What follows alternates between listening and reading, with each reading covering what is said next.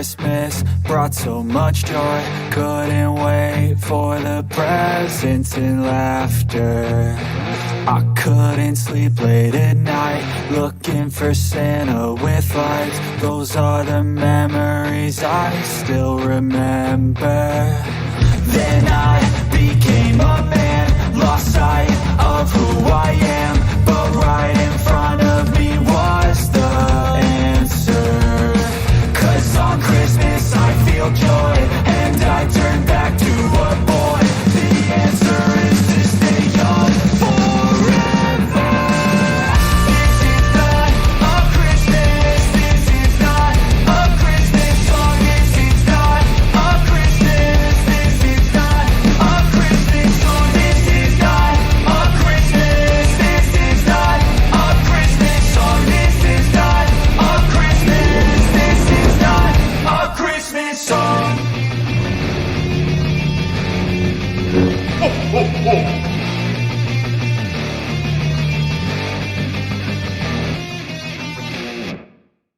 Hello, Star Wars fans. You know, there's just 90 days until Christmas, 2025.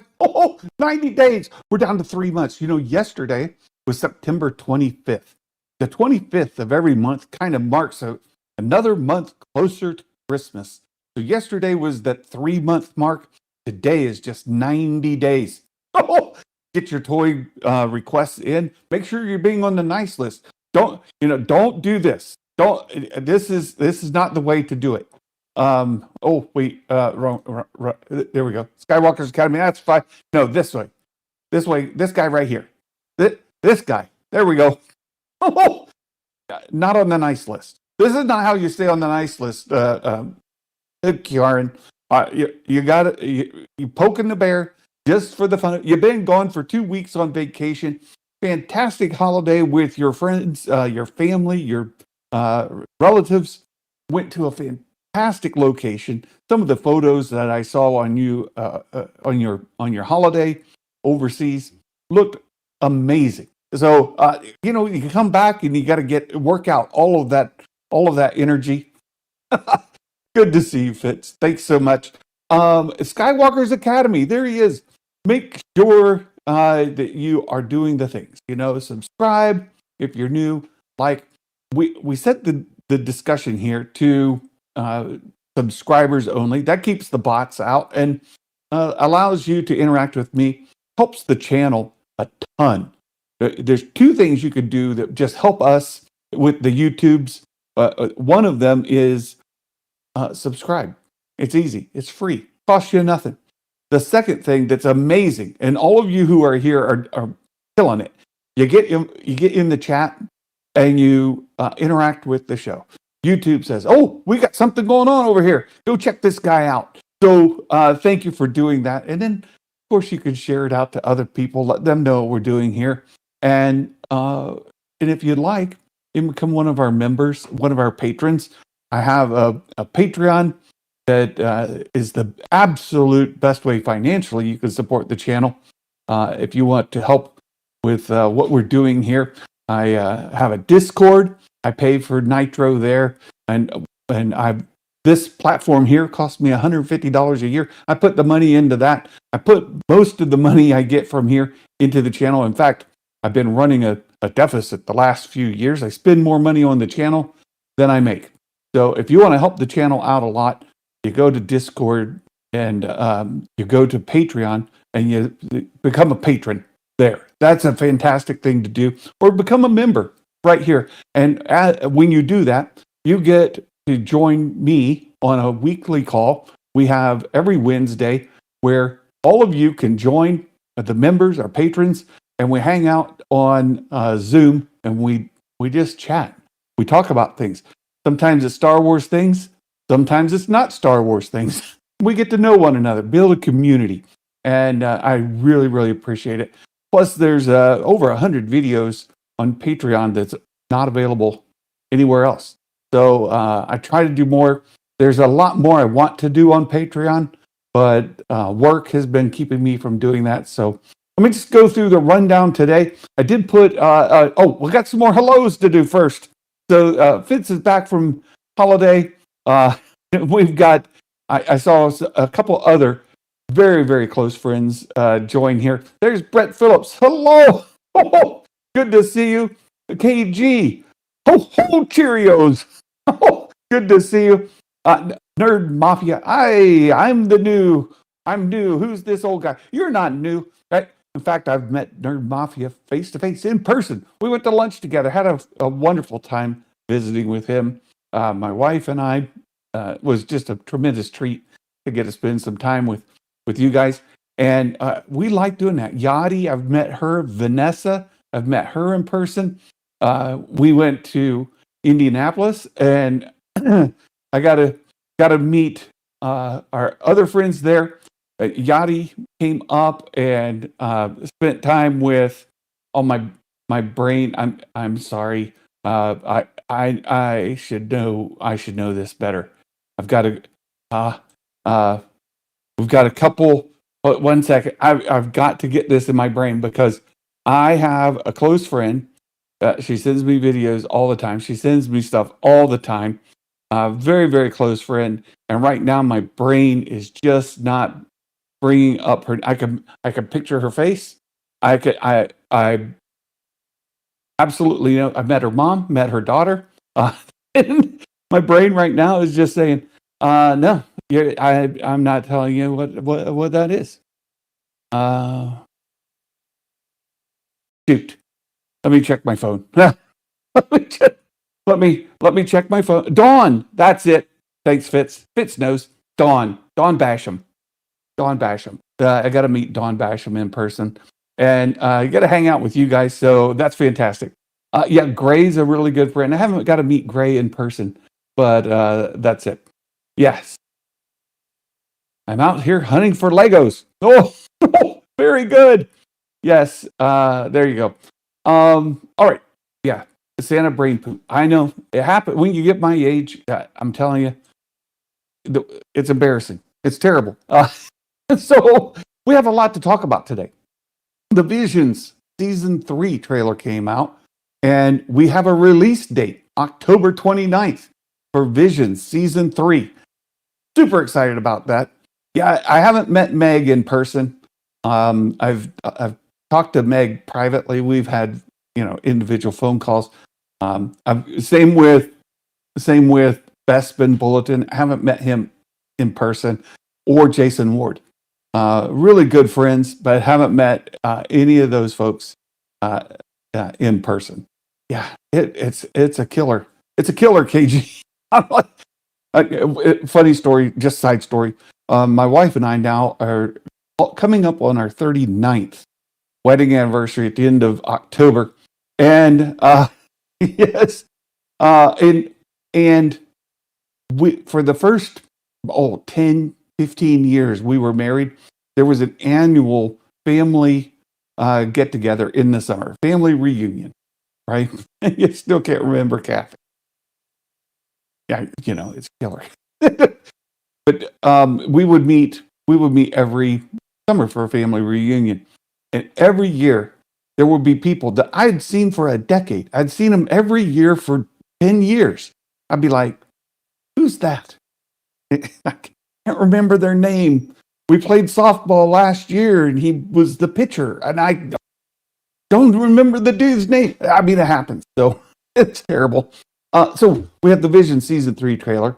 We also got this week a Mando-Grogu kind of teaser, and we'll talk about that a little bit. And then finally, not finally, John Boyega came out and said some things about the sequel trilogy, and what he would have done differently. There's two sides to this. One, it's a fun thing to think about. Well, I think we've all done it as Star Wars fans. You've gone through the original trilogy. What would you change? Oh, I would have made this, or I would have done that. What about making the Ewoks Wookiees like George initially wanted to do, and he said, I can't do it. What would you do? What would you do different? The prequels. What would you? I would swap R2 and 3PO. Like R2 is Anakin's that he built as an astromech to help him with his pod racing, and I would have had astromechs on those pod racers, and Anakin built the R2 to become his astromech for his for his pod racer. And then that follows along the rest of the story, all the way through R2 and Anakin, close buddies through the prequel era into into the prequels. Fantastic. The Clone Wars, the animated series, it fits, right? And 3PO and a protocol droid being a gift from Senator Palpatine to the Queen of Naboo, Padme Amidala, a gift. And just so happens that gift, it cannot translate Sith. He could read it, but he can't say it. That makes sense. So there's things like that. We all have things that, this would have been fun, that would have been fun. But at the end of the day, we enjoy the movies for what they are. John Boyega had some things to say about the sequels. We'll talk about those too. Then I've got a box to unwrap. Oh, right here. I've got a box to unwrap. It's got some vintage collection figures in it.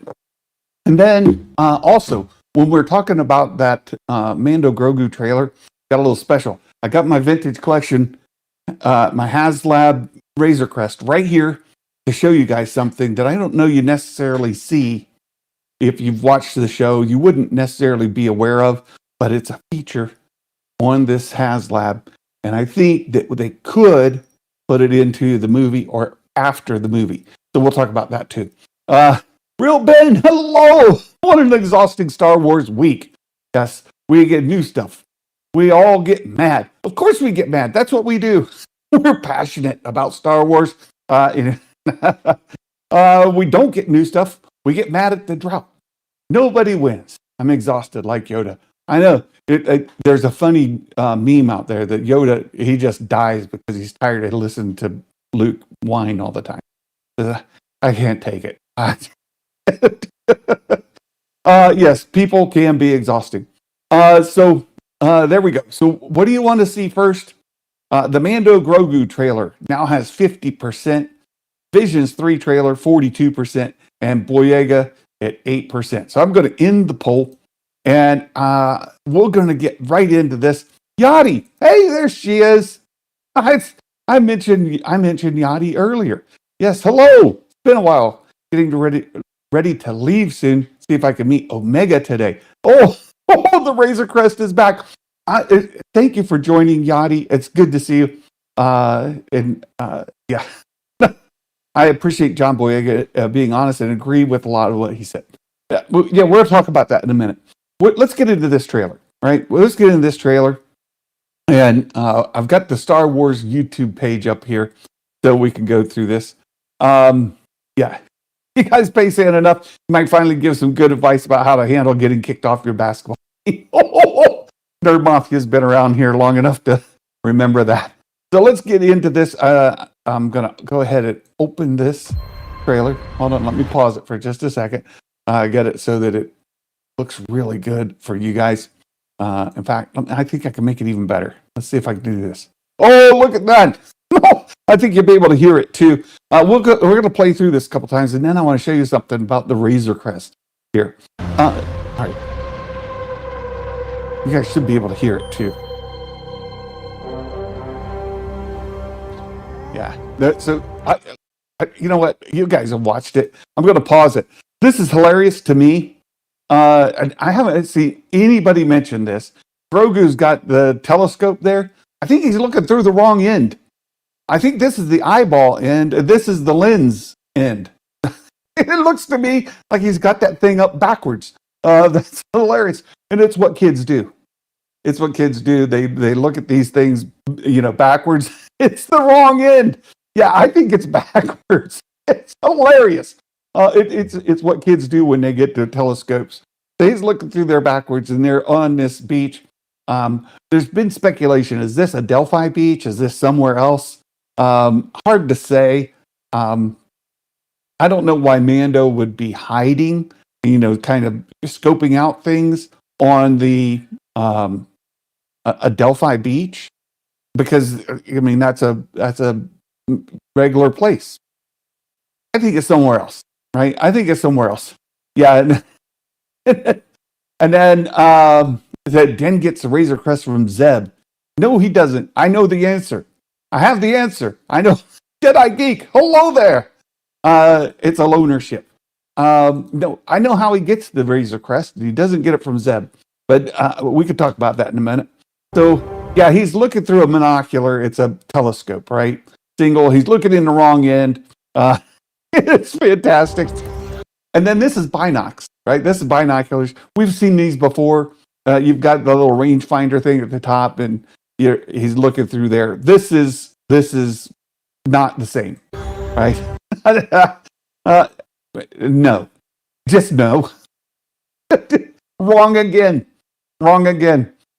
First, he doesn't spell his name. He's missing a B, and then second, he's just wrong. That's so yeah, we're looking through this scope. We've got some stormtroopers back here. There's been some speculation about these stormtroopers, what generation they are, that they look to be between original trilogy and sequel trilogy. There's some modifications that look part one, part the other. So here we go. This is the next. Hello, Star Wars Fits. Oh, thank you for that so much. I really appreciate that super sticker. Thank you so much. Really, really helps. This and Zelen going through this tunnel. There's been discussion about where is this, and I'm going to propose to you guys that this is on. Oh shoot! I just lost the name. The base that they're always where Din and Grogu live, where Grief Karga was.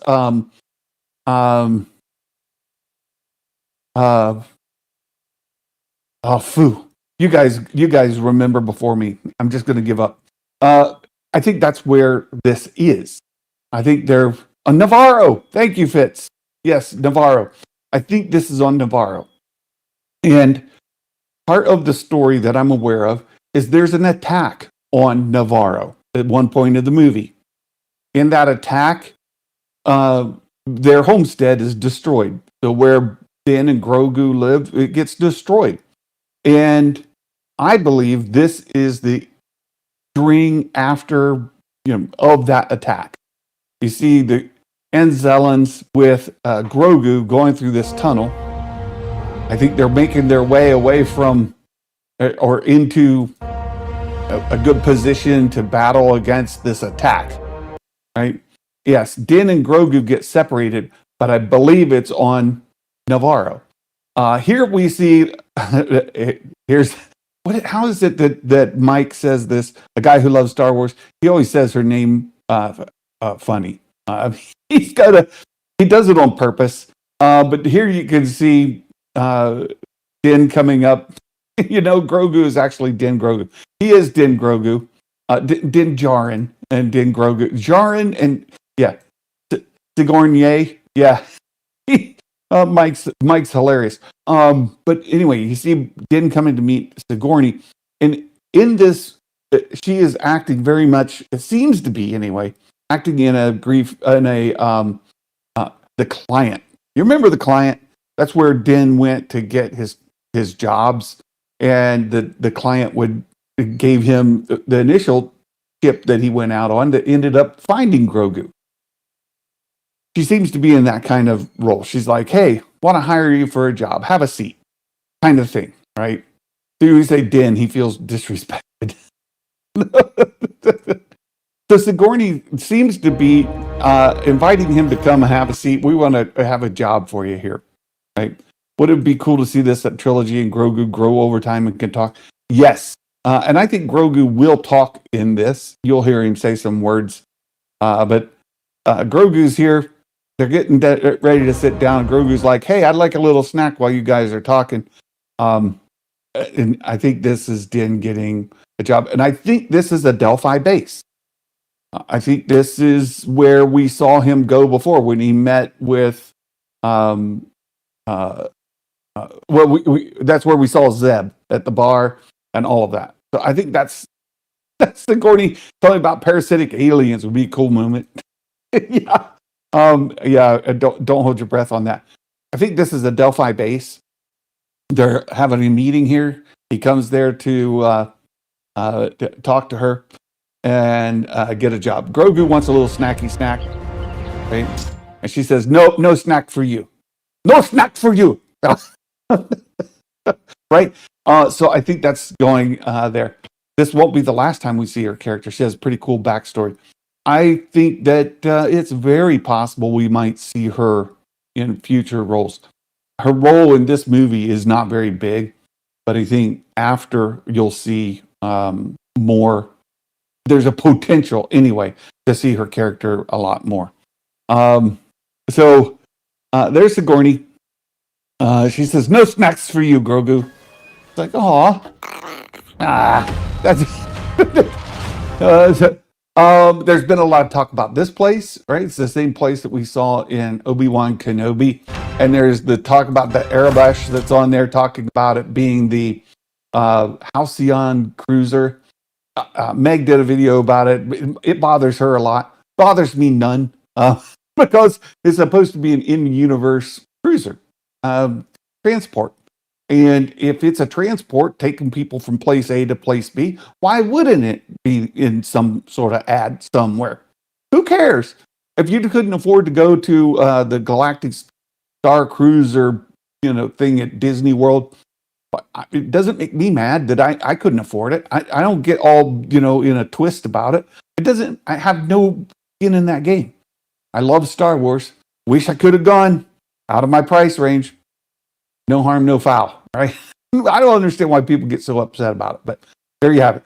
So, yeah, 99% of people cannot afford that Star Cruiser. Yes.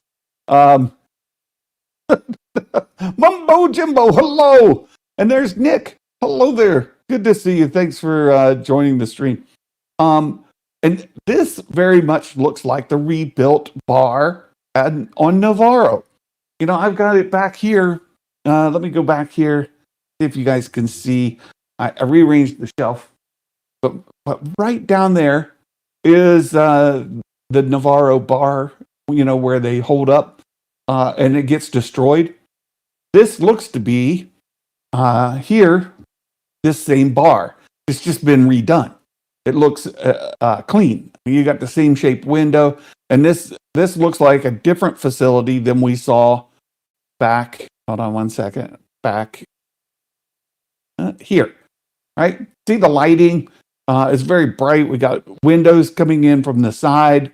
You have these kind of rounded edges. These base. When you see a Delphi base from the outside, they're rounded buildings, like you see on a lot of old military bases, right? This does not appear to be that, right? So I think this could be the bar on Navarro. Back to where we saw the attack. There is an attack on Navarro that kind of it ends up destroying their homestead. I think that's what's going on here. And Mando's kicking the snot out of somebody right there. Let's just back it up one little bit. Right? Boom! This dude here takes a flying leap into the bar. I just fixed that. That's my basement. How did he get those shots? Yeah. There's talk about this guy back here behind. You can't see him. I'm blocking him. But anyway, not important. Right? Grogu jumps on his back. This guy. There's talk about this guy too. He's this species shows up, and I thought Mike, a guy who loves Star Wars, he did a great job. He found old footage from unfinished Clone Wars animation, and these guys, I think it was Mike did this, or was it? Pretty sure it was Mike. Could have been TRB, but I think it was Mike did this. A guy who loves Star Wars. They can roll up in like a pill bug, or like like those droidicas, and they roll around and then they pop up. They're different colors, and they were in an unfinished Clone Wars animated episode. Yeah, it was Mike. Thank you, KG. It was really good coverage, and then the guy also appears in the original trilogy as one of the bounty. There, one of these species shows up as a bounty hunter in that. So bringing this guy in here, Pretty cool. Pretty cool. Grogu rides Din's shoulder just like BD1. BD1, yes, from Star Wars, the video game, right? Here we are. We're in a Razor Crest. This is really good. The something Star Wars needs fans realize our expectations. For example, not to take shots, but Theory misunderstood this trailer and movie 1 and 2. Yeah, yeah. We'll talk a little bit about expectations. Basically, a lot of other folks talk about this. It's supposed to be in game, and it doesn't look like it. They don't realize it's more of the day. Yeah, Fallen Order. That's it. Yes, but this is supposed to just announce there's a Star Wars, and I think it did that. And we'll get a lot more. But I want to show you guys something.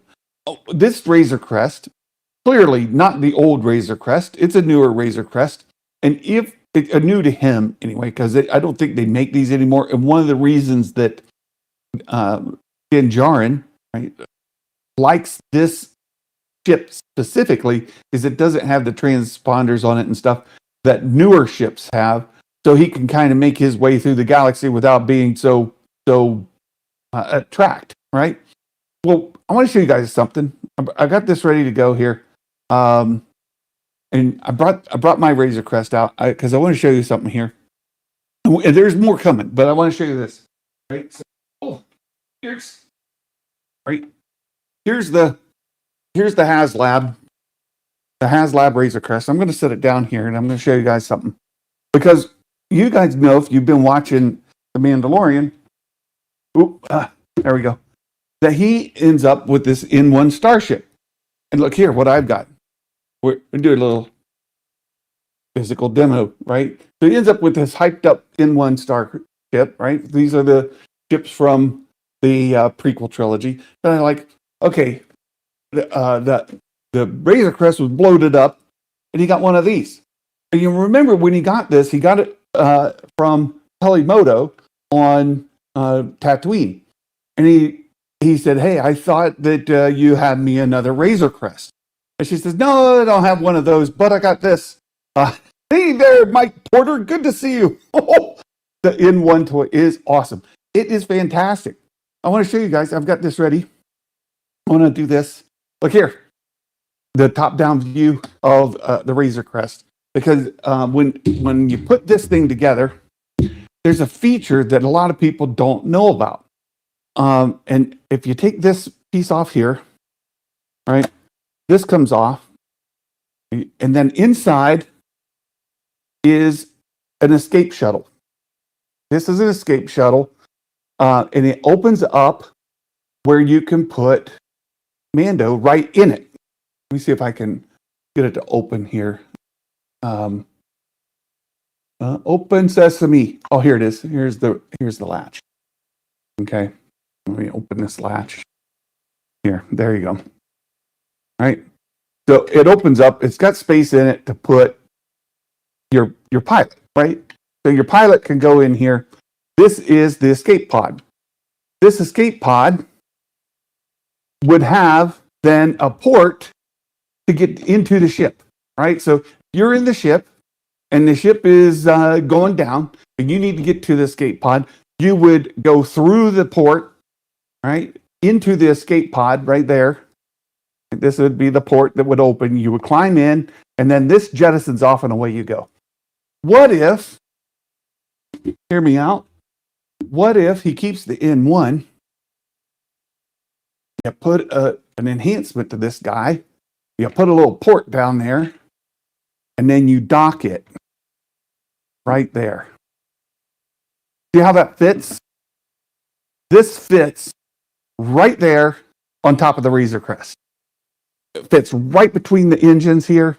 It could mount right there on top, and you would be good to go. There's another little bit here at the back where a gun pops up. It might block that a little bit, but if you might be able to shift it forward a little bit. You might be able to, get it so that you can dock the N1 right on top of the Razor Crest, have all the functionality of the Razor Crest.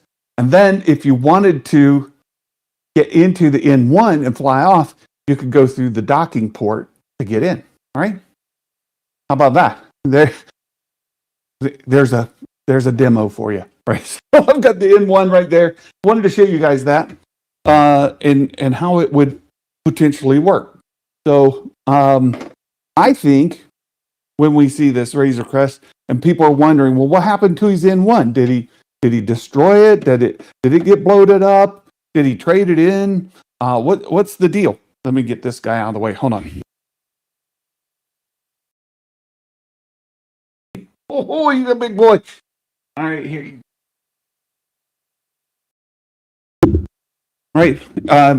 He could just keep it. Right. That on N1 escape ship will come later.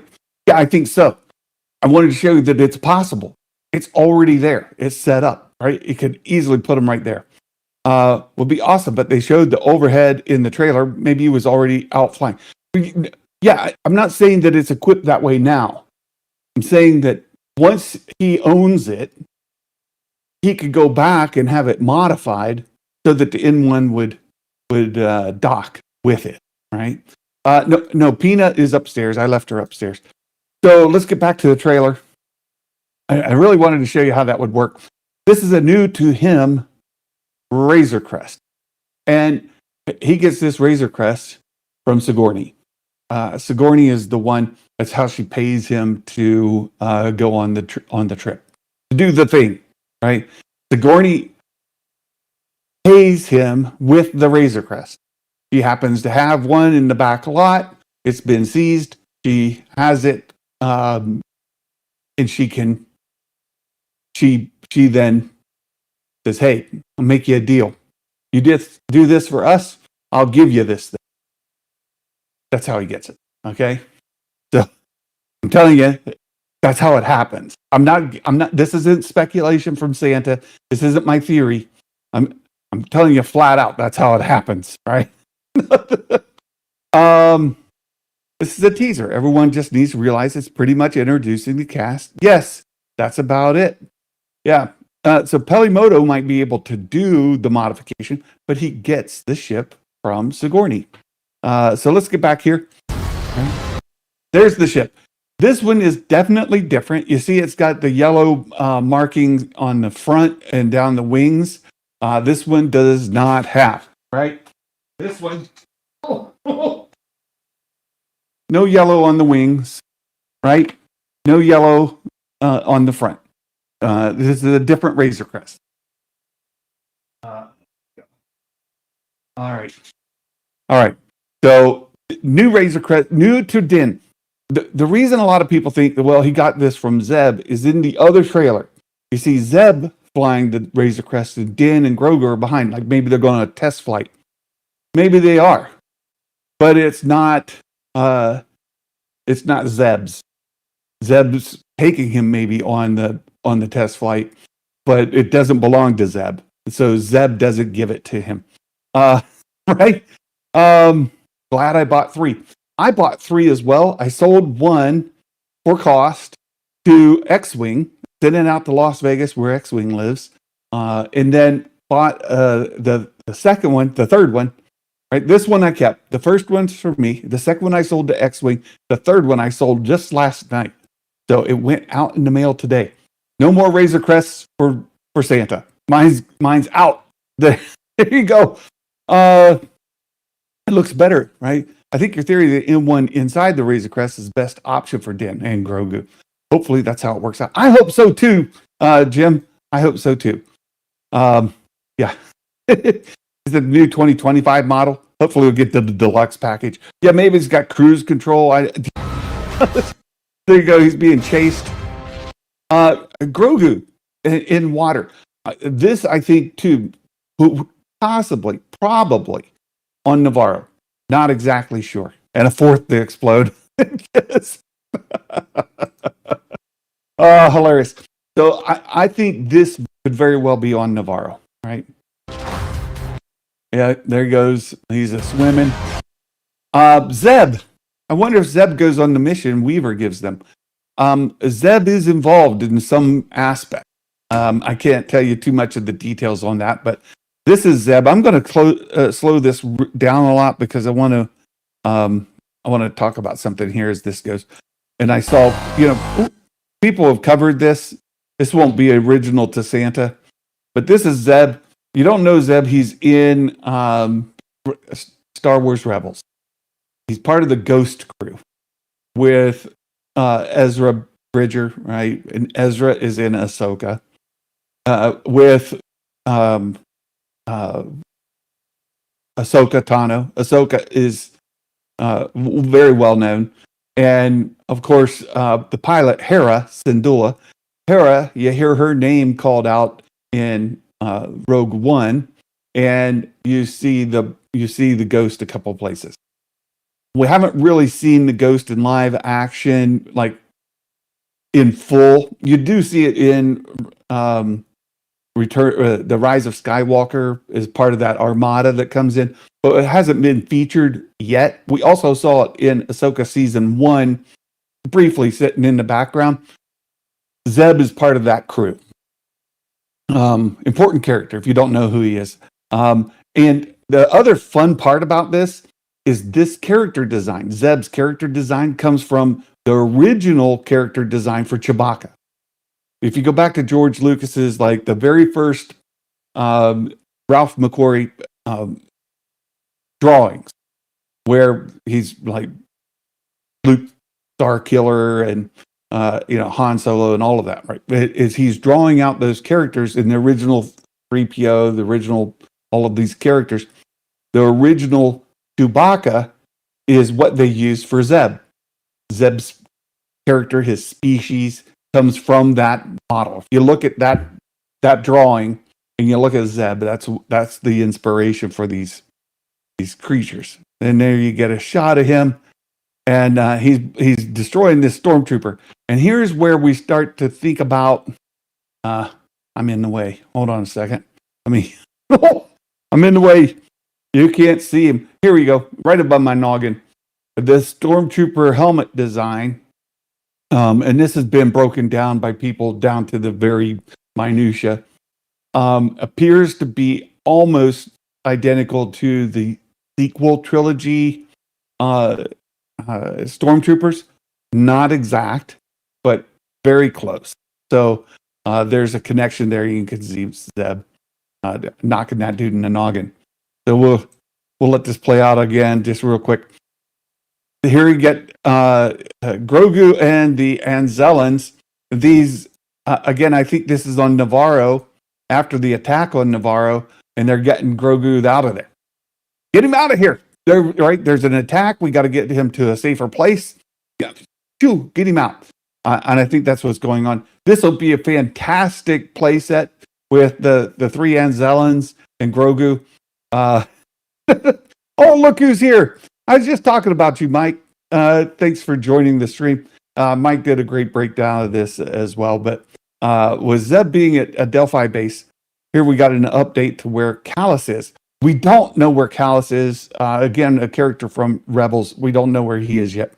Mike, I don't know if you were here to hear how Din Djarin gets the Razor Crest and my theory about the docking of the N1. If you missed it, go back and watch it and then catch up. I gave away exactly how it happens. There's no speculation. I'm telling you the truth. It's how it goes. So this will be a great play set. This fantastic for selling toys. This is another a really good shot here of what is the Y wing. Is that what this is? Wait, my brain is telling me that's wrong, Santa. Oh shoot! I put this on Meg's Discord. What's the model of this ship? You guys know. You guys know it. U-wing. That's it. U-wing. This U-wing. There is a rumor out there that this U-wing design, we saw it in the Andor, right? Andor used the U-wing. It's been other places, and now we're going to see it in the Mando-Grogu movie. there's a rumor next Haslab for vintage collection might be that design, might be a U-wing. There's a rumor out there that that's on the plate. It would sell really well if the timing is right to do this Haslab with the Mando-Grogu movie. The U-wing is in the Mando-Grogu movie. The U-wing is in the Andor. There's a precedent for it. There'll be a demand for it. So throw that out there. I don't know for sure that that'll be it, but this is a U-wing. And you see Mando flying up here. I think he's got Grogu with him to go into there. Now we go into this arena. You see we've got our little Hutt friend right there, who is going to be part of the story. He's important to the story. They need to have him as part of the Raymond. Hello, good to see you. Yeah, the story involves getting Rada the Hutt. This is Rada over here. This guy over here is Rada the Hutt. He's Jabba's relatives, right? Jabba and Ahsoka saves little stinky baby Rada the Hutt in animation. Now he's full grown up. He's a big boy, and he's fighting. There's something to do with this guy that's very important to both the New Republic and the Shadow Council. Shadow Council has hired a bounty hunter, a very famous bounty hunter, Imbo, to get this guy. So, you know what happens? Thank you so much. One membership. Thank you, Mike. I truly appreciate it. He gifted us a membership to our friend Saber Smith. Saber Smith, welcome aboard. I don't have this fantastic thing that Mike plays when he gets a new member, but thank you. Welcome to the channel. I appreciate the support. So yeah, we get Rada to come in. Yeah, if Rada's Jabba's son, who's the mama? You don't want to know. This is something you definitely don't want to think about. You don't want it in your brain hole, right? You don't want it in there thinking about how do Hutts reproduce. I shouldn't have even said it, because now that it's in your brain, you'll have nightmares thinking, oh no, oh, not good. See, this is, you don't want that in your brain. There's no Mama Zillow. Matt Risman, hello. Good to see you here. Yeah, so the plot of the movie essentially revolves around Rada. I don't know why Rada is so important just yet, but we know the Shadow Council wants him. They've hired Imbo. So you know what the New Republic does? They say, oh, we need to get our own bounty hunter. Who's the best bounty hunter out there we could get to get Rada before Imbo gets Rada? Well, let's hire Din Djarin. Din Djarin, he's one of the best guys in the business. Great. So Sigourney hires Din. Din is trying to get to Rada. You also have Imbo trying to get to Rada. Who's going to get him first? And how? That essentially becomes the theme of the movie. We got to get this guy, right? My mind was shook when I found out Zero the Hutt was Jabba's uncle, not his aunt. Yeah, there are things you just don't want to think about. I'm telling you, nope, can't get that out of my head. Probably need therapy. I didn't blame Mike. No, Mike didn't ask. Who asked? Who was the guy that asked how they? Yeah. It's good. Yeah, imagine explaining that to a therapist. Yeah, I'm having nightmares, doctor. Oh yeah, what are your nightmares? It's about these giant slugs mating. What do you mean? Well, I mean like Jabba the Hutt. Jabba. No. Yeah, you don't want to think about it. Don't think about it. So that's the theme of the movie, just so you know, right? They both need him, and they both are after him. I actually know the outcome of the movie, right? I know how it ends. I won't share it here, but I do, if you're one of our members and you join us on our Wednesday talks, I share things there that aren't made public yet. So there's a couple things I haven't shared here that I know. So impressive. Yeah, impressive. There he is eating some, it appears to be Mantell mix, which would seem to think that this whole thing happens on Ord Mantell. Ord Mantell was a popular location in the Bad Batch. They ate this popcorn all the time, and this very well could be Ord Mantell. Maybe not, but I want to think probably. Right? I want to think probably. Now this place. This is the other. Right? You get these giant robots. They appear to be like, to me anyway, they look a lot like Iron Man suits. Right? You got this energy source in the middle. They kind of look Iron Man-esque, which would fit with John. Right? This could be very much. This emblem in the middle that's hidden behind my noggin. This is a Hut cartel. There you go. You saw it there for a second. You see it again. Other important thing is he has this this rifle back. Right? He's got his rifle back. The Destructo disintegrator rifle. He gets that back. This is not the one that blowed it up. This is a new one. Thank you so much, Sabersmith. Thank you so much. You guys are amazing. It's fantastic. It warms my heart, right? Your financial support of this channel just keeps me going. It keeps me able to do some of the things that I'm doing. There are things in my life that are happening. There's things going on. And you don't know how much that means. So thank you from the bottom of my heart. Thank you so much. Yeah, so we got these guys here. And there you have it. We're having a nice little battle. Here, this guy. You know, this guy, he's from the hollow chessboard where Chewie cheats. Right? He's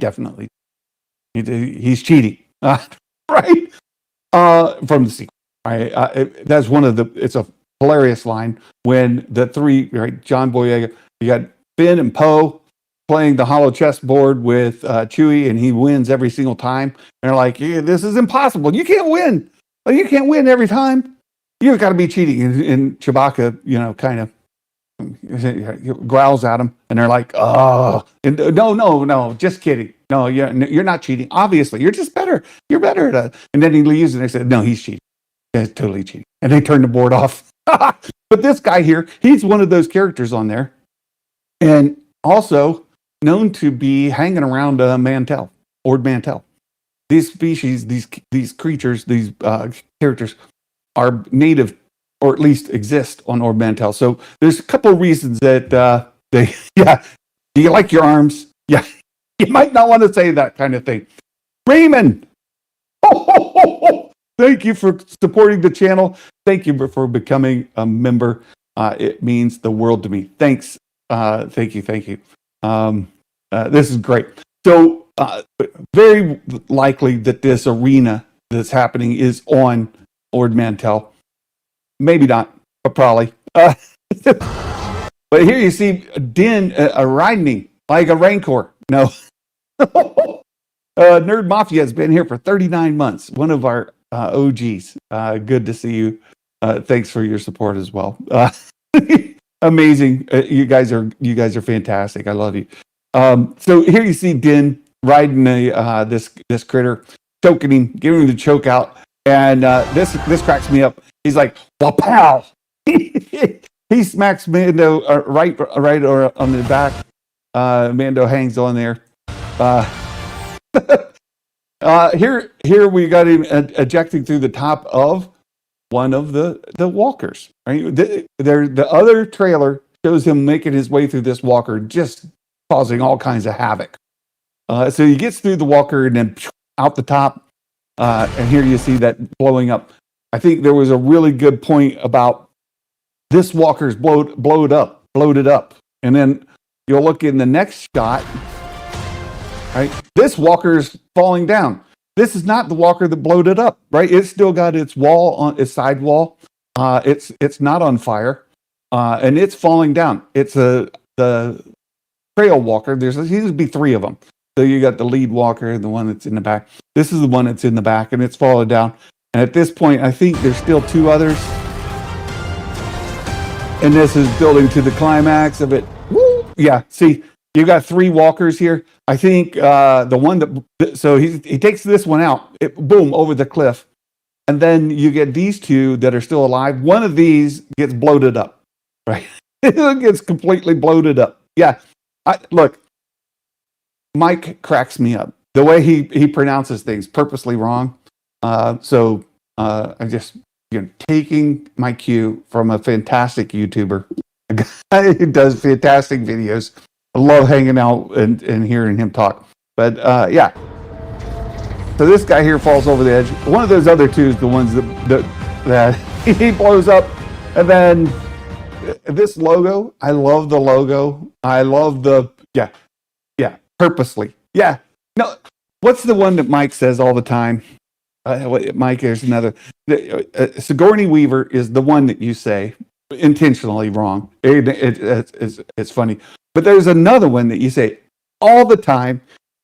The first couple times I heard him say it, I was like, I think he's, that's it. Celery. That's a celery. I love it. Every time I think what I need to do, I need to super chat Mike, probably next week, and have him do an imitation of, let's see, who do I need him to say? I need him to say, Sigourney. That's the other one. I need him to say Sigourney. Let's see. We're not necessarily going to see Sigourney fighting aliens. Okay, I think that's the quote I need to super quote Mike. Now I just need a voice for him to do it with. Right? You super chat him, he'll do an imitation of a voice. I need a voice for him. Say we're not necessarily going to see Sigourney battling an alien. What voice? What voice do we need? We got to think about it. Really good. Okay, so then forged for IMAX. Forged, like the armorer forging. Forged for IMAX. People are saying, well, this looks a lot like a television show. I'm sure when you see this on IMAX in its full glory, this is going to look amazing. And I think that Mike thinks it might do $1 billion in the box office. I don't know that it'll do $1 billion, but I think we're safe to say it'll do $500 million. They'll make plenty. Now, this dude here with the red eyeball, it's got to be a Star Wars voice. It's got to be a Star Wars voice. What would be a good Star Wars voice for him to? Oh, how about the armorer? There we go. I've got it. We need Mike to do an impression of the armorer saying Sigourney is not necessarily going to be fighting an alien in the Mando-Grogu movie. That's what we need. That's what we need. Mike, you got a chance to practice, right? I'll super chat it next week. You got a chance to practice it. It'll be great. So this one-eyed guy here, he gets shot in the eyeball with a paint blaster ball from Grogu. All right. Good shot, baby. Good shot, baby. There was talk. Well, the Anzellan, Grogu's not a baby. He's 50 years old. He's almost my age. I mean, he's almost double Mike's age because Mike's just a little. Mike's a youngling, right? He's just in his 20s. Can you believe it? A guy who's in his 20s, just an amazing YouTuber. He's doing a great job. So does Meg. Meg is also in her 20s. Amazing YouTubers, Star Wars content creators. Good shot, baby. It could just be like you guys saw the Lego movie, right? The Lego special where you've got the Lando Lorian. And he's like, he uses that in his vernacular, right? Like, hey, baby, what do you think of the whatever, right? So it could be that, right? It's good. Will Sabersmith talk? I think so. I think he will.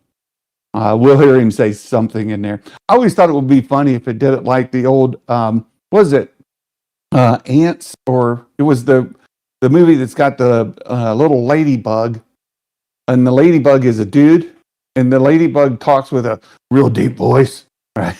Hey, don't quit making fun of me, right? Right? And it's a ladybug. I thought it'd be hilarious if Grogu, Bug's Life, that's it. Scattered Night, A Bug's Life, that's it. Wouldn't it be funny if when Grogu talks, his voice is like the guy, like the ladybug in the Bug's Life? Right? he just, my name is Din Grogu. Quit calling me baby. Wouldn't that be great? It would be great. So there you go. May 2026. There it is. Well, there's time for this. There's a lot of criticism of this trailer. I'm not at all displeased with it. I'm very happy with it. I think it's a great trailer for doing what it needs to do. Announced to the world. There's a Star Wars. It's next year. And it's got the Star Wars in it. We've got monsters. We've got spaceships. We've got the Mandalorian and Grogu. There it is. It's so good. Yeah, May 22nd of 2026, I think. That you might be right. You might be right. So there's that. I wanted to go through this trailer with you guys. It's a lot of fun. I'm looking forward to the movie. I'm excited about it, and I think it's gonna do just fine in the box office, despite all of the criticism people have from this trailer. It accomplished what it needed to accomplish, and it becomes a debate about what do you expect this? What did you or what do you expect it to be? And I think sprinkled with a little bit about your personal grumpiness. If you're grumpy about Star Wars as a whole, you kind of feel disenfranchised from the Star Wars franchise as a whole. You see this trailer. Is there anything in this trailer that's going to make you less grumpy? If you're just a grumpy Gus, I don't think this trailer makes you not be a grumpy Gus. You're still just going to be a grumpy Gus. And then you just embrace it. I'm a grumpy old man. I go around, but I'm grumpy all the time. I'm 58 years old. It happens, right? It just happens. I just grumpy. I try to bring you positivity here. I try to be very positive for all of you.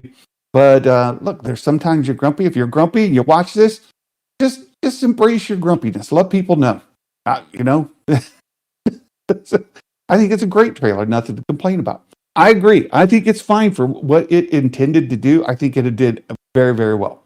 Put them on the naughty list. Oh, yes, absolutely. You know, people ask me all the time, Santa, how is it possible that you visit all the children in the world in one night?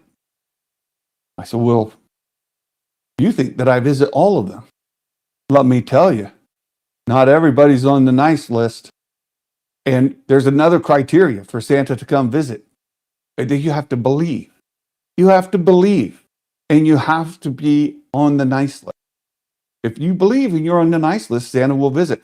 But that doesn't, there's plenty of people that I don't, yeah. See, this guy. Yeah, Fitz is on the naughty list. And Matt Risman, always on the naughty list. I'm grumpy. Can't stand 95% of the Acolyte or Android. You mean Andor.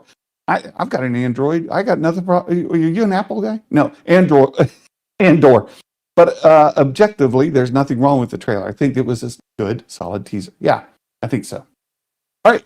So there you go. I showed you how we might dock the N1 with the Razor Crest. Yes. Yes. Yeah. You leave milk and cookies. Good cookies, not sucky ones. Yeah. Yeah. You don't want to leave the yucky cookie. There was another trailer that came out. And I'm super excited about it as well, you guys. It's and let me go back to the Star Wars YouTube channel here. I'm hoping Mando movie will wash out all the bad taste from Rise of Skywalker, Scattered Night. I hope that it accomplishes bringing people to see a movie to have fun. I think sometimes fans lose sight of what drew them to Star Wars in the first place. Having fun. Maybe that's not what drew you in. What drew me in? I was the sense of awe and wonder.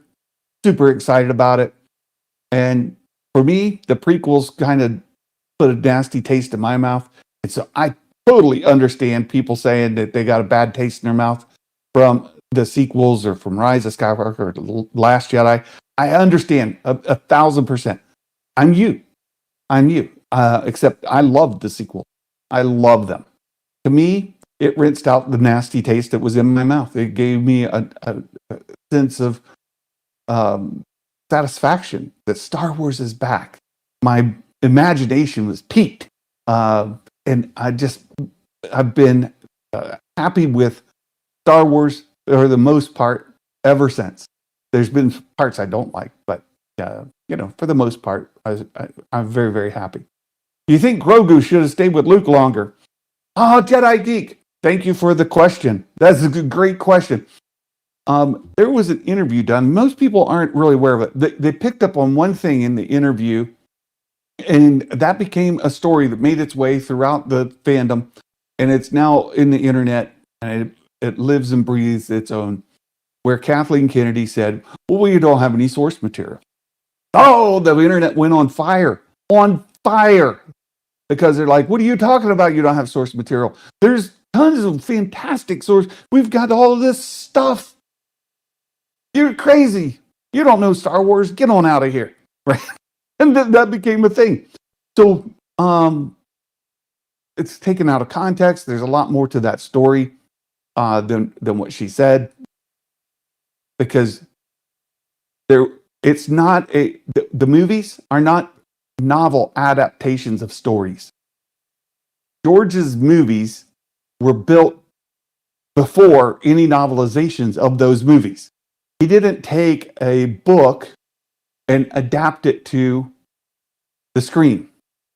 When she says we don't have source material, it's not like there aren't stories to be told or other stories out there. It's that we don't have a book like Tolkien's The Lord of the Rings, or that we can make into a movie. We don't have Harry Potter books that we're making into a movie. They're not Star Wars books that we're making into a movie. It didn't mean that there aren't other books and comics and games and content and characters and just wonderful stories. It wasn't the context of what she was saying. But in that interview, she said, I was just talking to John the other day, Jon Favreau, and he pitched the idea of a movie based on Paper Moon. Now, if you've been around me for a while, you know about this Paper Moon story. Well, Mando-Grogu is an adaptation of Paper Moon. There's another called Curly Sue that is an adaptation. So if you haven't seen Paper Moon, maybe you've seen Curly Sue. It's that story. In that story, there is an orphan who is picked up by a traveler of some sort. There's different versions of it, but picked up by a traveler, non-relative, given the task of taking the orphan to its family. In Paper Moon, it's an aunt and uncle that live over in, I think they live in Iowa, and he picks her up on the east, right? And so he picks her up in Paper Moon. This traveling salesman, Bible salesman, he's got a bit of a scam going on. He's scamming people, and as he's going along, she eventually gets involved in his scam. Takes her to her aunt in Indiana, I think it is, or Iowa, Midwest. And when he gets her to her aunt's house, she's with her family. her aunt welcomes her in. She's preparing this wonderful meal for her. She has a room just perfect for her. It's nice, it's comfortable, it's beautiful. She's got this wonderful family she's going to. And you know what she does? While her aunt is preparing dinner, she leaves. She runs away and she goes and meets up with the traveling salesman. They get in his truck and they drive off. She doesn't stay for dinner. She doesn't stay a night. She doesn't stay at all. She's there for a hot minute and says, nope, and leaves. When John was making this story of Mando-Grogu, he was making Paper Moon. He said so before we ever saw an episode of The Mandalorian. He said that's what he was, the story idea. So to complete that story, Grogu had to leave, right? Drop him off with Luke, and he's got to look around and say, nope, and go back. Just like that. So do I think that he should have stayed with Luke longer? Not for Paper Moon, right? For that story that John was telling. Maybe for the overall story arc, it would have been a good story to tell, but that's not the story John was telling. Just not. So, yeah. I think it should have been as a post-credit scene at the end of season 2, however. Rather than put it into the Book of Boba Fett, where he goes back to Din, I think you should have, to truly complete Paper Moon, you should have dropped him off, the roll credits, and then come back, and Grogu shows up in an X-Wing at Pelimoto's. Right? He says, nope, I'm coming home to my dad, to my, to the traveling salesman, to this wanderer, to this guy. Right? That's Paper Moon. It should have been at the end of season 2, not in season 3. Hey, there's my friend Gray. Good to see you. Similar concept in True Grit. That's how it's supposed. That was the story. I don't think there's stuff out about context with Kathleen. I just flat out believe she doesn't know how to talk publicly. She doesn't understand the fandom and how they react to the words you say. She needs coached, right? There are people who are going to eat it up and to be like, wow, that is great. She's spot on. But there are people who are going to be analyzing and looking at your words and that don't agree with you, who are going to use them against you. And you need to learn how to talk that way. Some people are not good public speakers. I agree. All right, we have another trailer. A cool one. Visions. And let me share my screen again. Right here. We got Visions, season 3. The official trailer came out last night, and then there's the English dub that came out right after it. We're going to watch the English dub because I speak American and I don't understand Japanese. So we're gonna play this. Let me get it up here and pause it for a second. Make it so you guys can see it really well. I know you've probably seen all this as well. I love this. I was watching Den of Nerds just before the show, and the one thing I love, Matt Risman, you dirty dog. One thing that I'm super excited about this trailer is there's not a scene with Astro Boy in it. There's no Astro Boy in my Star Wars. Get him on out of here. Astro Boy has no place in Star Wars. Get him out. Not even in your made up pretend Star Wars. There's no Astro Boy. He's got to go. Not have it. Not have Astro Boy in my Star Wars. I'm just not. No, but I was watching Den of Nerds, and one thing I love about Visions is it doesn't have to be canon. They're just stories. People are using Star Wars motifs. They're being creative. There's a lot of fantastic elements that are absolutely not part of Star Wars canon. And I think they're great. Except when you put Astro Boy. No, that's me, right? They've got different flavors, different things that people like. And I just love them. I love them. Except for Astro Boy. But if you like Astro Boy, good for you. You can watch it. I won't. Look at this. This is just great.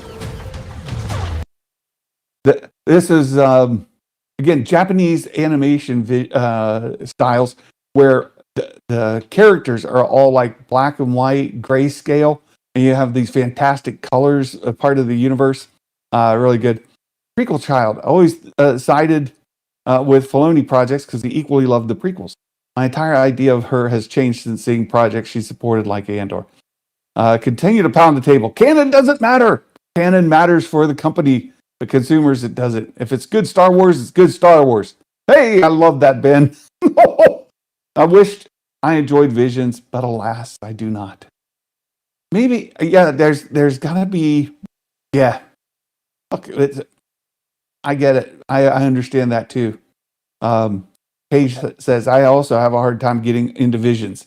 Not a huge anime and not canon. It's just, that's just me. Yeah, I'm not big into anime. And some of the stories are just like boring to me. Some of them didn't connect with me. But the nice thing is they're short, and if and you don't like them, it doesn't matter, right? It's kind of like the sequel trilogy.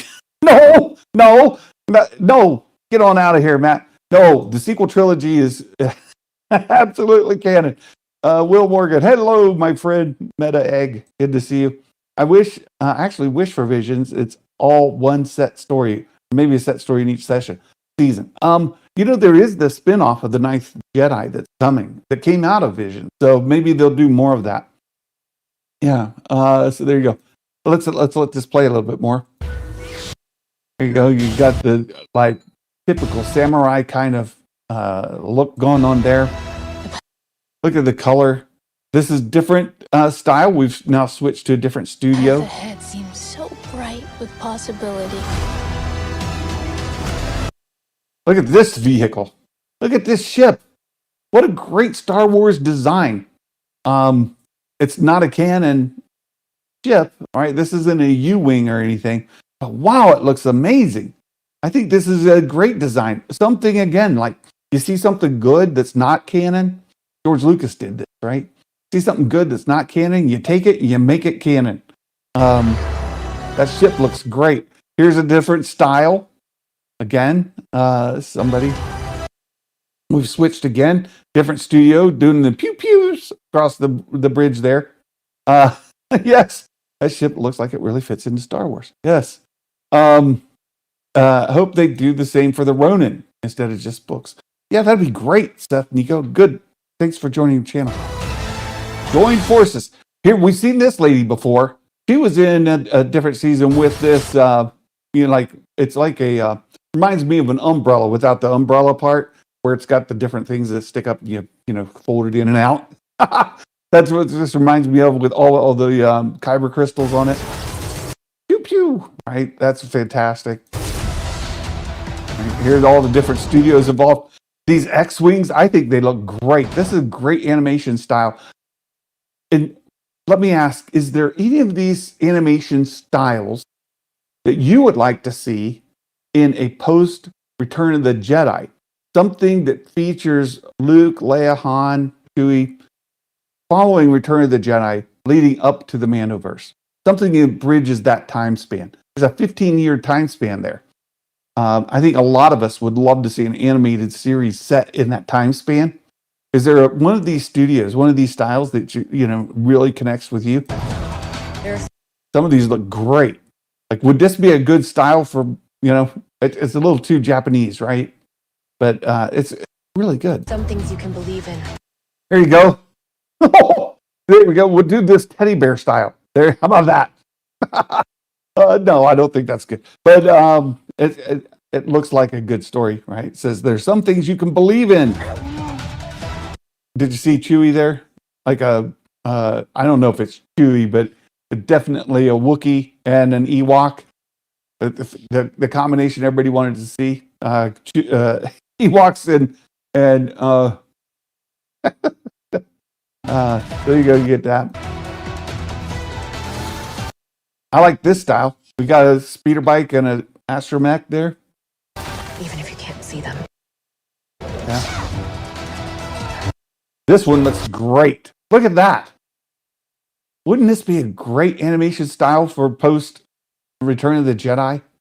I think it would look fantastic, right?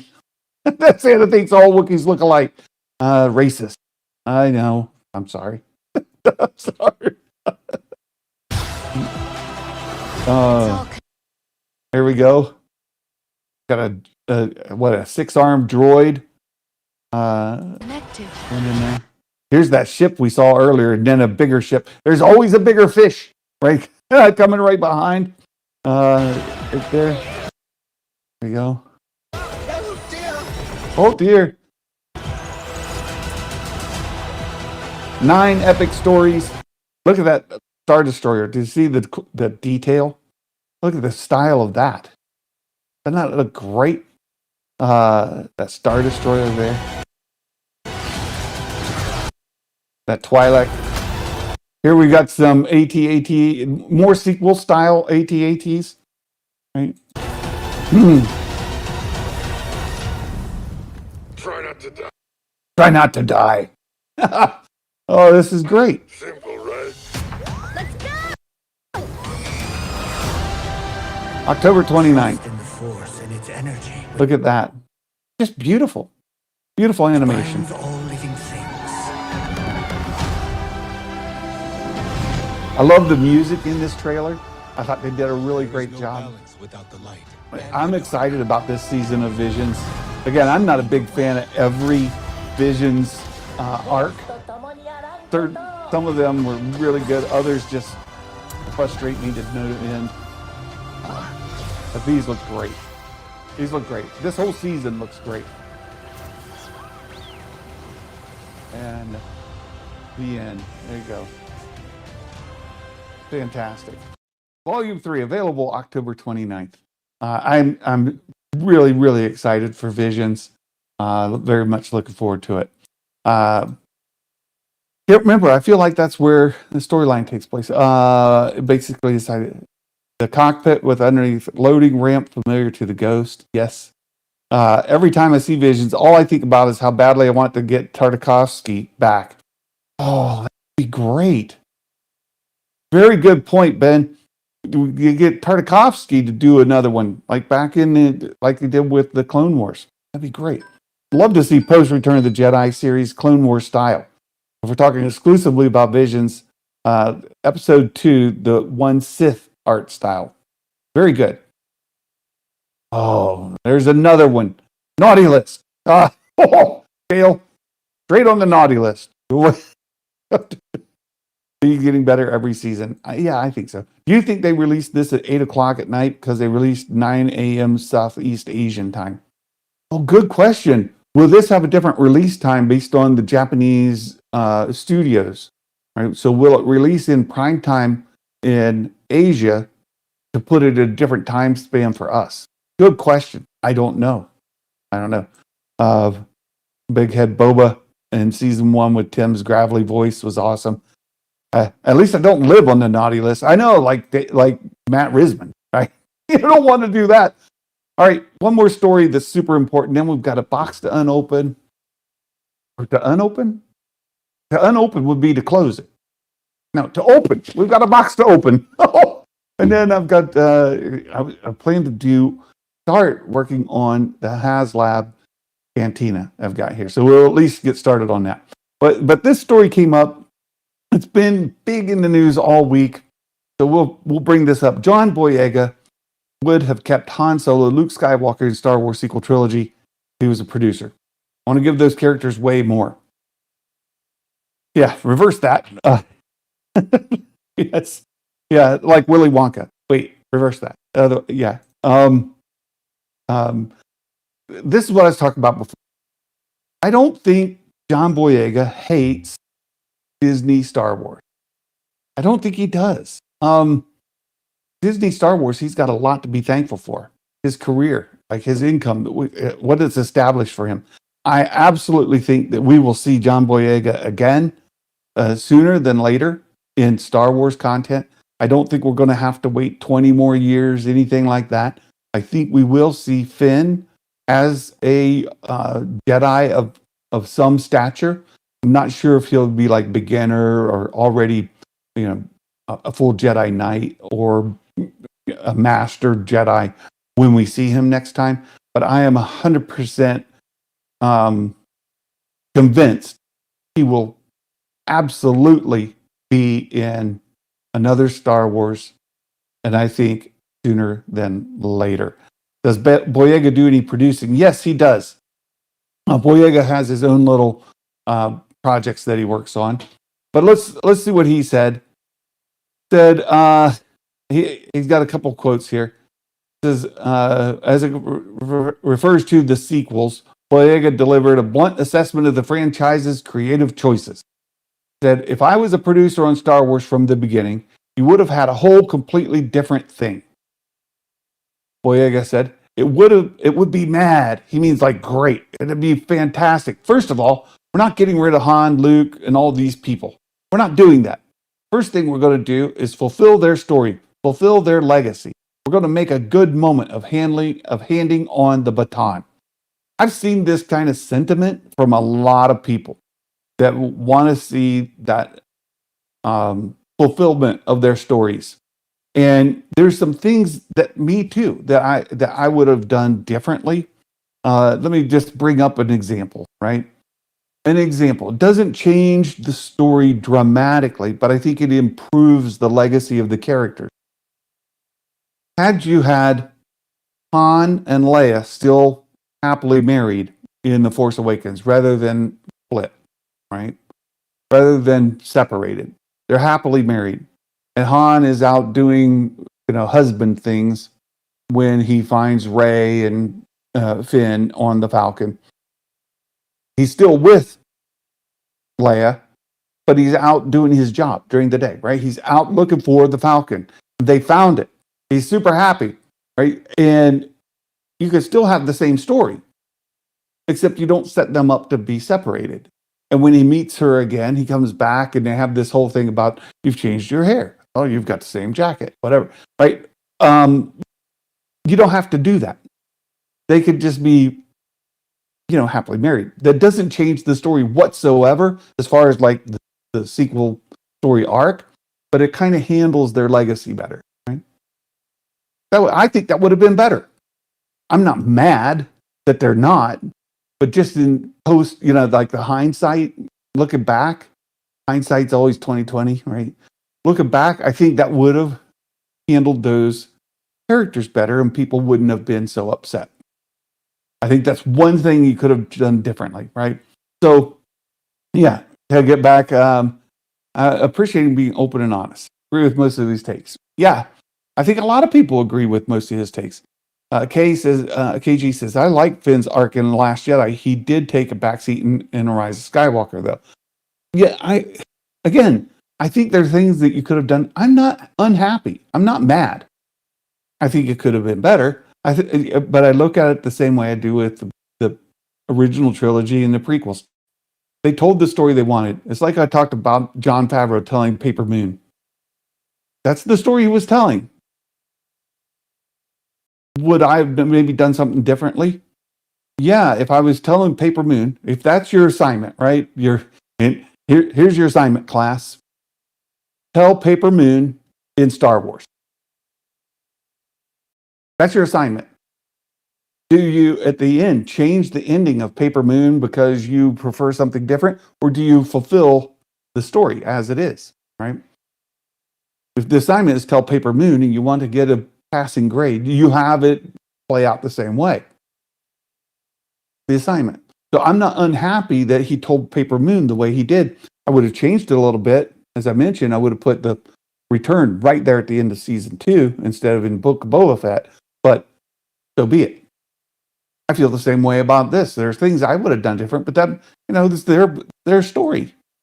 The story they told me is that it's the story we have, and I'm not mad. I'm fine with the sequels being the end of the original trilogy's story. There's 30 years worth of stories between that, can fill in the holes. Mike was talking about this the other day on a guy who loves Star Wars. Look, there's a lot of story to be told to kind of fill in why things are the way they are when you get to the to the sequel. Right now, we don't have those. And people are kind of grumpy about a lot of it, and understandably so. I don't share the grumpiness, but there's that. Is there any canon as to when Han actually left, went on his own way? I do not think so, Jim. I don't think there's a canon story that fills that in yet. The direction they went improves Ben Solo's fall, but takes away from the speculative aspects. Fair. Jedi Geek Mike thinks Dawn of the Jedi is happening. It's interesting. You think it probably won't.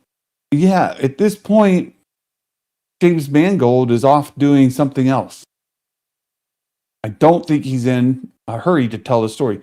Will it eventually happen? Probably. But I just don't see it on the current agenda. Right? To me, it's in the same place as Patty Jenkins' movie. Will it happen? I feel the same way with Taika Waititi. And I might be wrong on that. It seems like Taika is doing Taika. He went off to do a musical. He's doing that with his wife. He's not doing Star Wars right now. James Mangold went off to do something else. And he's also put on hold a comic book movie and Star Wars. They have to wait for him to finish doing the other project to get around to it. And which will come first, the comic book movie or Star Wars? I don't know. And the same thing with Patty Jenkins. Same thing with the Glover brothers and the Solo. I'm not the Solo.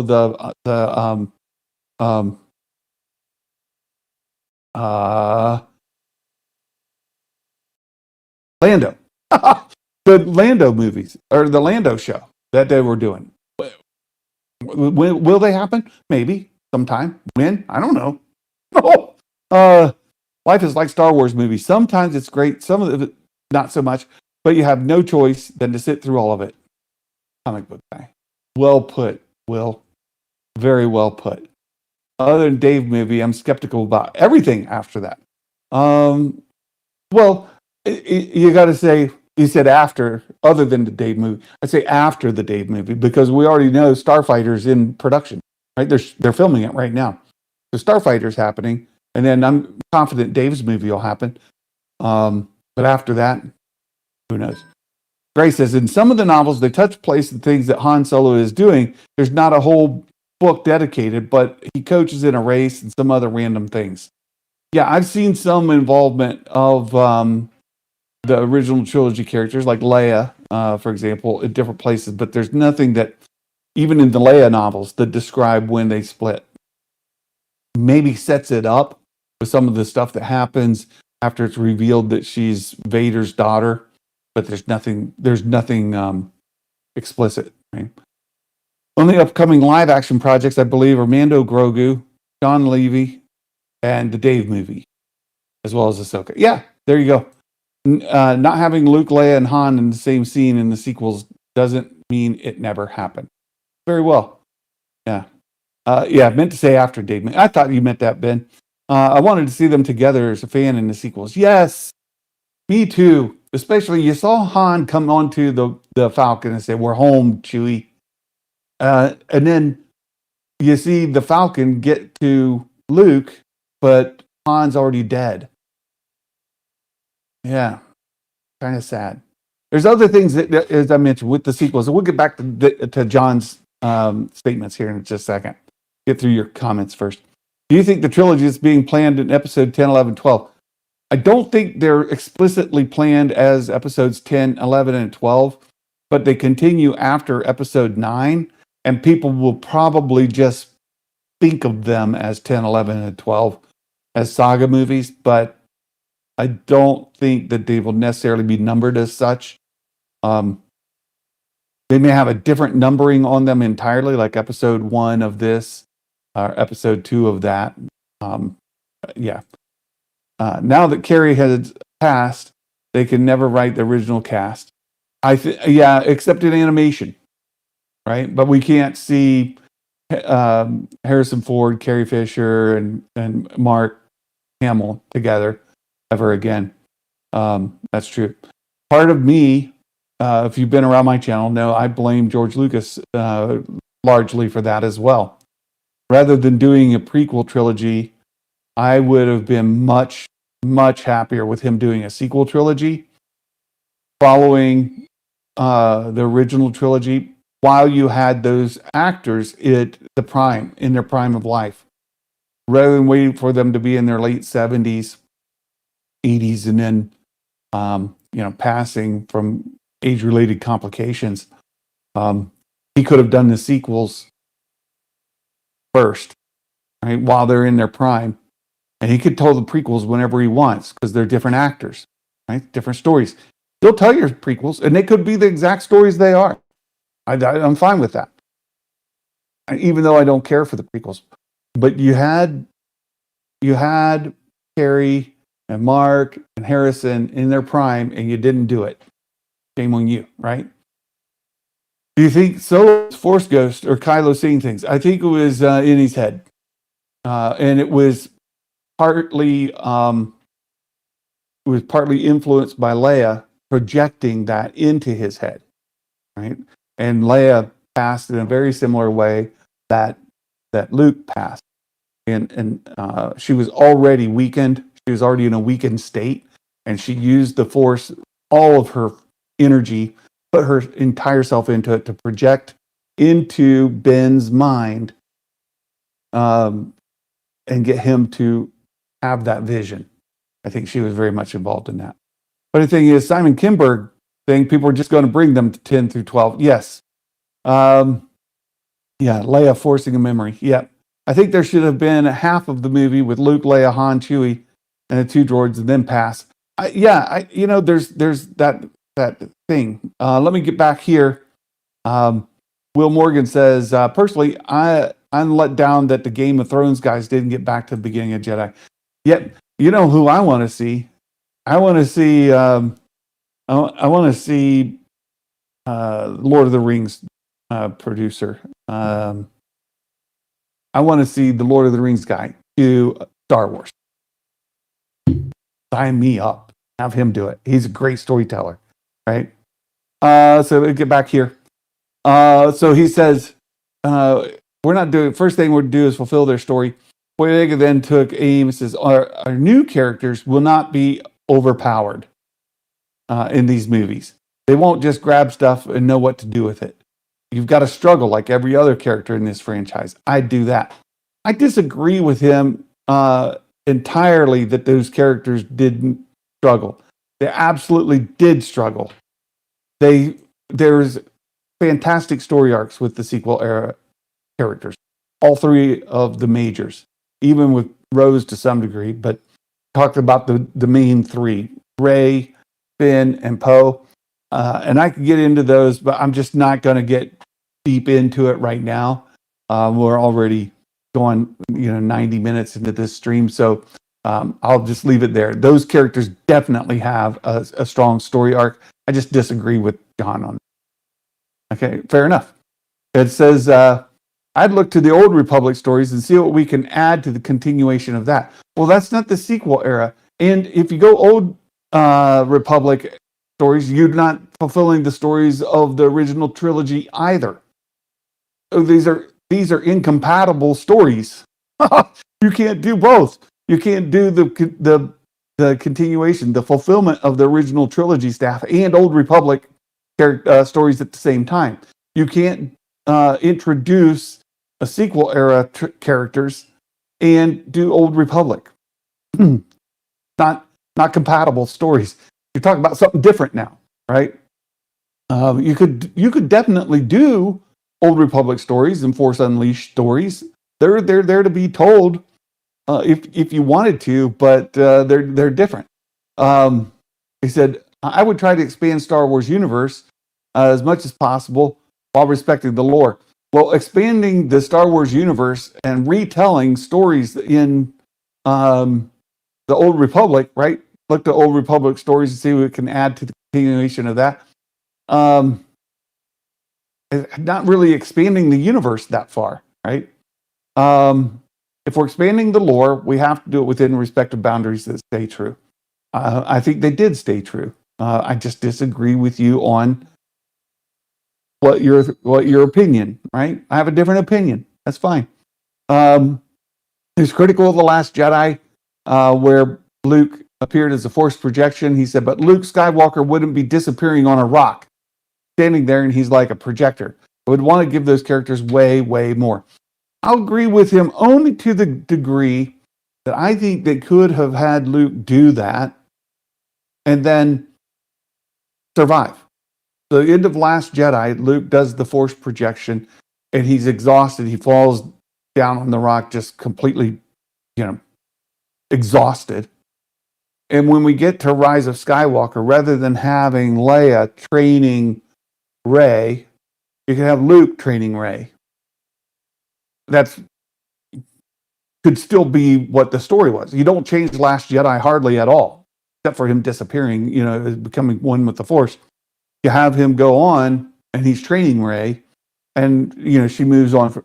She moves on from there. Rey moves on, being trained as Luke's Padawan. Right?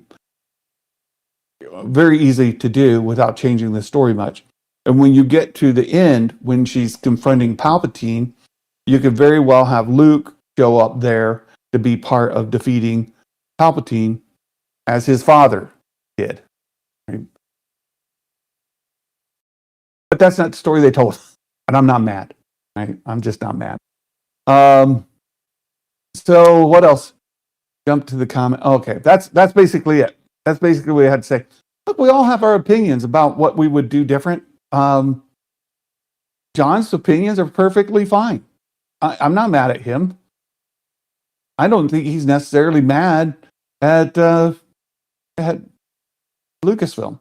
I don't think that he's going to boycott them when they ask him to come in to do another movie. I'm absolutely sure he is going to be in another movie.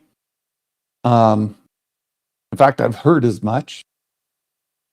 And I expect to see an announcement reflecting that sooner than later.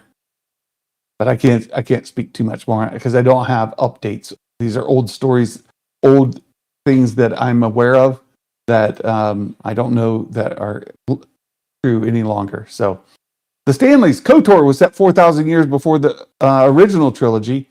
Force Unleashed was a few years before the original trilogy. Not sure how they'd fit those in. Yeah, if Luke would have survived Last Jedi and kept the story exactly the same, Star Wars would have been a much better place. See, I agree with you, Ben. And again, this is sort of like hindsight vision. I'm not mad, right? I'm just saying they could have done that and it would have been better. Andrew, hello. Neo Crusaders, please. I like that idea. I do like that idea. Neo, like Crusaders, new Crusaders. I like it. But that's not what happened. It's okay that people have a problem, right? Expecting Lucasfilm to change because you can't accept it. That's where the problem lies. Yeah, you can't expect them to change it. I can't expect George Lucas to go change the prequels because I'm not happy with how he handled Padme's death, for example. Not happy with that at all. Not happy with several things. A lot of things, in fact, with the prequels. He's not going to change it. But Lucasfilm's not going to change it. Okay. There comes a point of acceptance. Like, things are just what they are. After hearing everything he sounds like he likes Star Wars. My students love Finn so much. Many debates we have had about him. Yeah. I've always been a Finn Ray guy. And reading some of the novels, it supports that idea. So that's me. That's just me. Not everybody shares my thoughts. Hey, I've got a Mike Porter dad joke I want to do before I transition into opening some books. There's Mike Porter. This is sequels are fine. Don't hate them. Exactly. I like them better than the prequels. I've put it this way. I like every single sequel movie better than any prequel movie. Oh, how dare you! Oh, how dare you put those movies ahead of Revenge of the Sith? You're a fake fan. Look, it's just me. Just me. Andrew, how are you? What if Underworld meets Maul's power vacuum? Imperial insider training. Huts vying for ultimate control. I love all your words, Andrew. Your words, all of them. Wonderful words. I'm on board. Let's do it. Boyega is going to be at Comic-Con Liverpool, November, with Katie, Tamura, and Genevieve. Oh, that's exciting, Seth. Yeah, I don't like the sequels flat out. That's been Right? There are some good elements. I just don't like them. Prefer the EU sequel era. As I said, good Star Wars stories can come from everywhere, and that's fine. Why now? You have to realize that line, and I know John Boyega has kind of poked fun on it, and a lot of people have. If you watched any Star Wars at all outside of the movies, this is not new news. But for the casual fans who have never seen a stormtrooper fly, ever, that's a fantastic line. It's just a great line. And you know who, the portion of people that line does not offend is like 100 times the number of people that line does offend. Understand the audience. Could they have done it better and kept the same? Yeah, they could have, right? It's a line to make a joke for people, and it doesn't necessarily make sense if you've watched any Star Wars at all outside of the movies, but still fun. Maybe Boyega and Morrison can have their own panel and complain about. Yeah, they could. The Stormtrooper turned good is such a compelling story. I would love to see more of it. Yeah, and they set it up to be that way in Rise of Skywalker because Jaina, is that her name? Jaina, the lady that was on the planet where Rey goes to the Death Star, right? All that water there, the moon of Endor. She's also an ex-stormtrooper.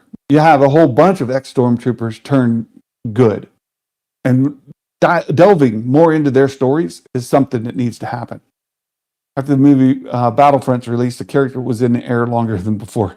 Jaina Calrissian. Yeah, it could be. Yeah. Jana. Yeah. Yeah. You guys know who I'm talking about. Do you think they should have done a better job to explain how Palpatine returned?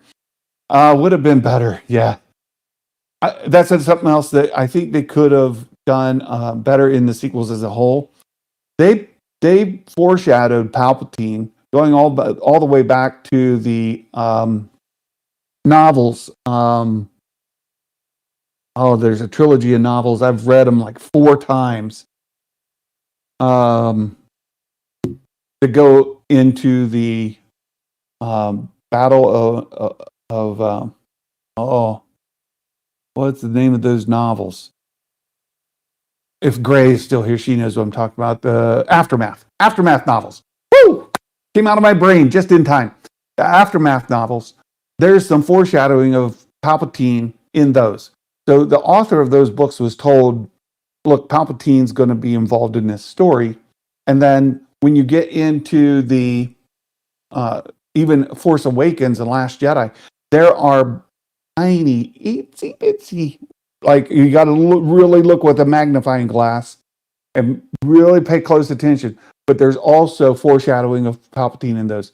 I think they were trying to kind of keep that a secret, and they wanted it to be a huge reveal. Like, oh, you're kidding. It didn't come off that way, right? It didn't play very well. And in the end, they should have done it different, right? Again, hindsight with that. They should have put Palpatine more directly into Force Awakens and Last Jedi. All right. Mike Porter dad joke. And Mike, I changed up just a hair. As I see, yeah. Yes. Great. I've read those like 4 times. I'm not kidding. I've read those books like 4 times. And they are great. They're really great. So here we go. I got a Mike Porter dad joke. Let me get into it right here.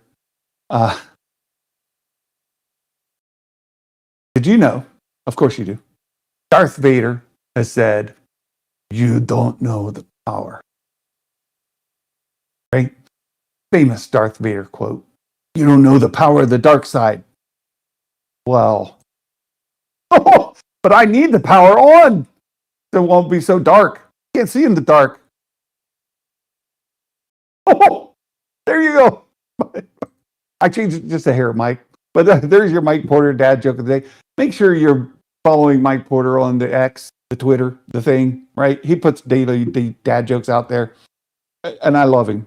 Mike Porter is just a wonderful human, wonderful man. Just we have some great people here. Yeah, Ray used stab moves in The Force Awakens. Yes.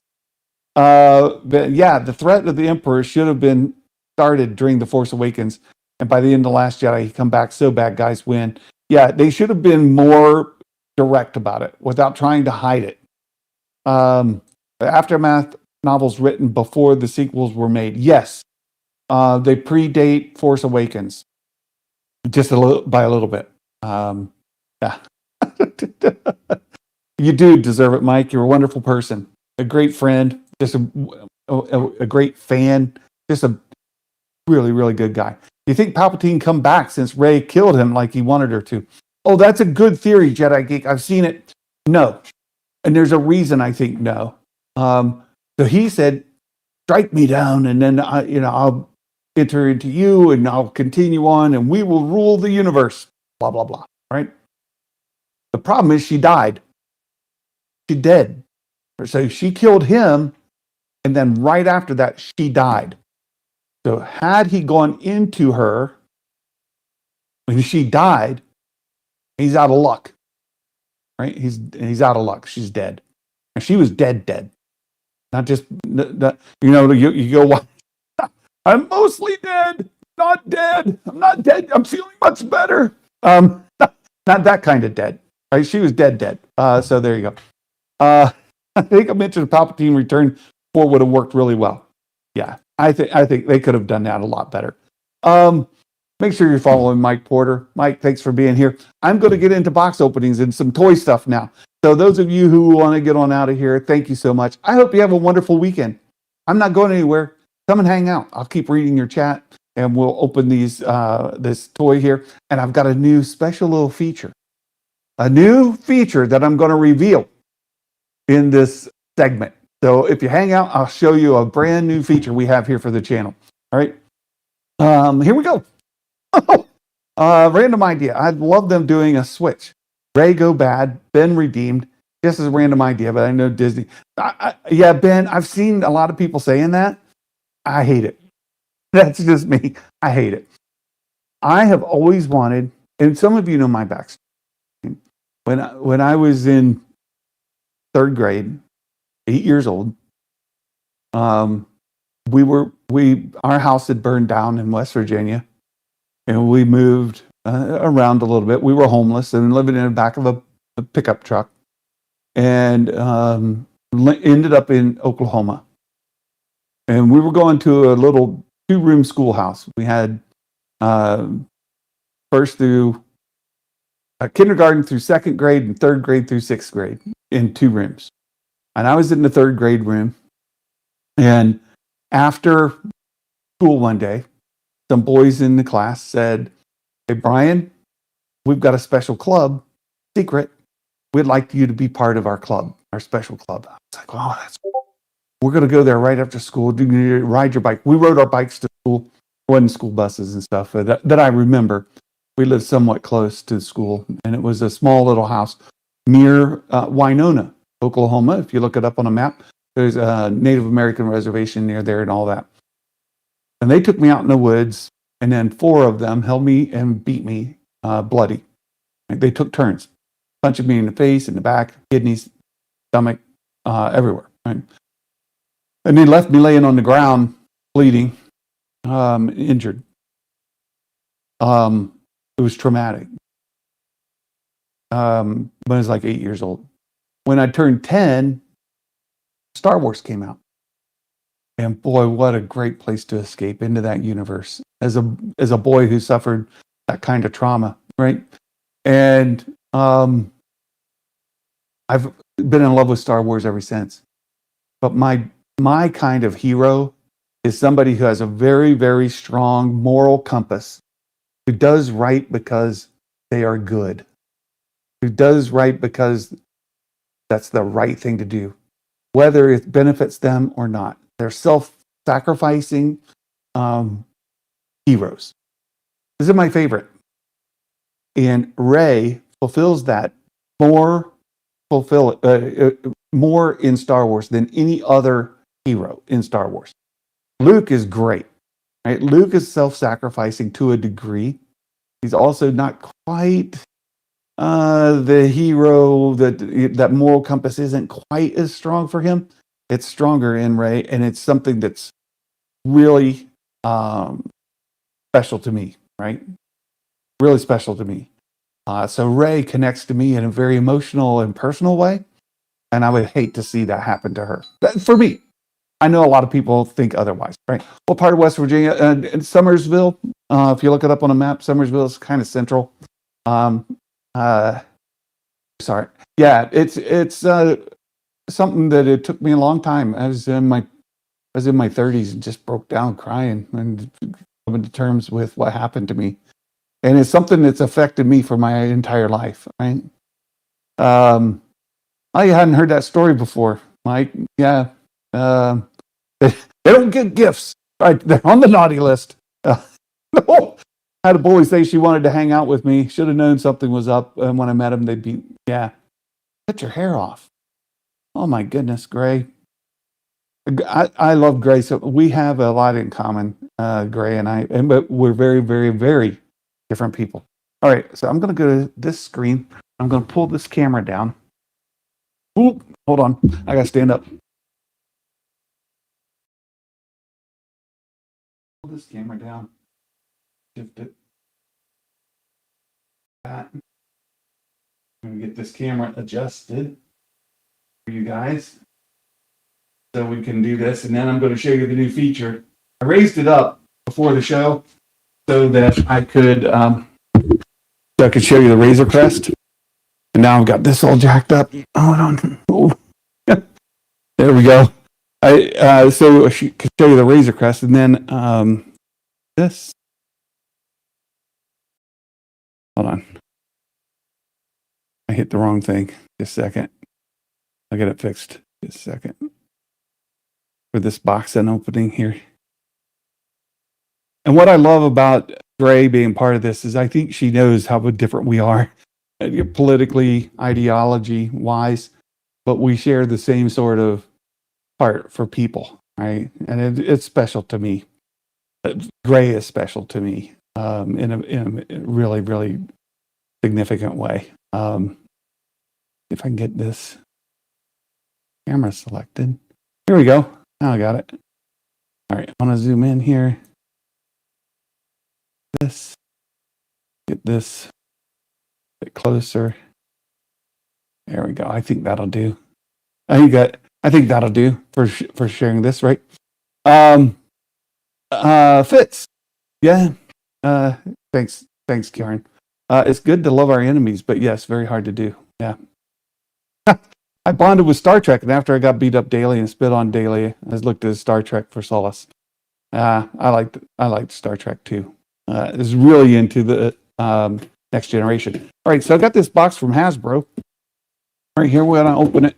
I'm excited about this. It's a little bit different than what I normally get, but I couldn't help it because of the channel, you guys, and what you do for me here. This is something I've been really excited for from the moment. Hey, good to see you, Quentin. Good to see you, my friend.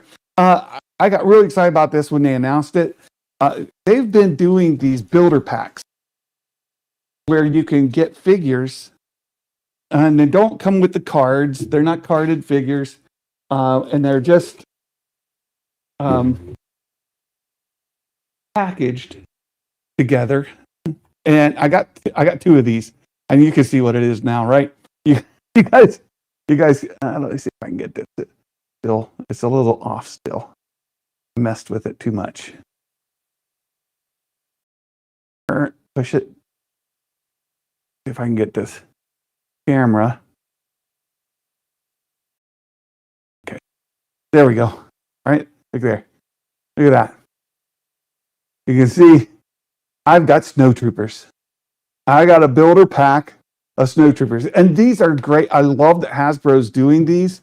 So you're not worried about the cards. You just need to have a bunch of stormtroopers. You need to have a whole bunch of figures. So you get these builder packs, and when you open them, they just have, nothing too special. Take this out, and they pack them all in here. Right. Again, let me just toss this stuff. Get rid of that. And I can open these up.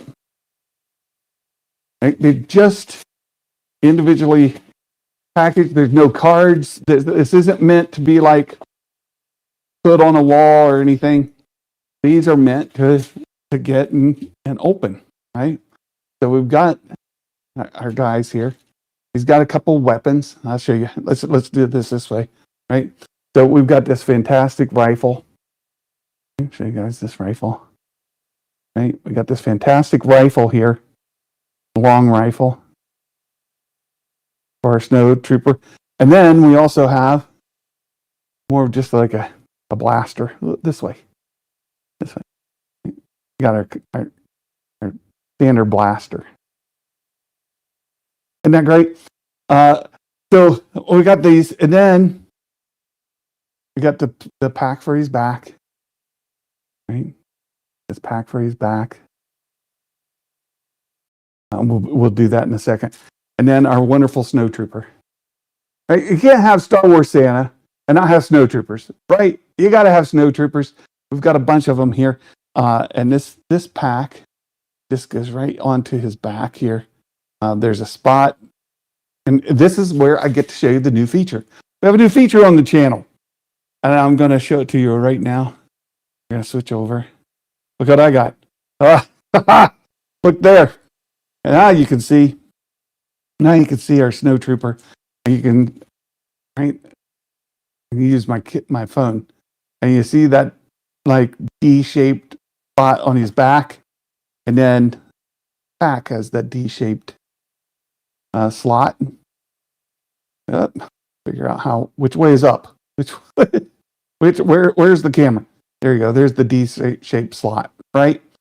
And here you get a real nice view of the pack. Right? This is just great.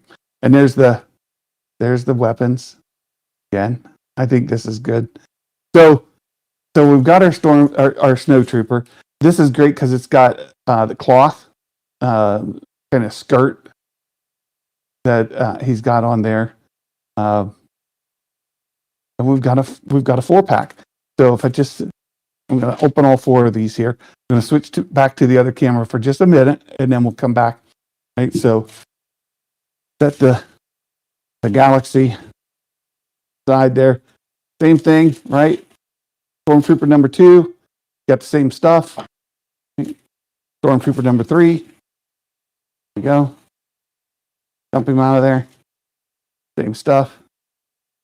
Right. And Stormtrooper number 4. Pop those things out of there. And there we go.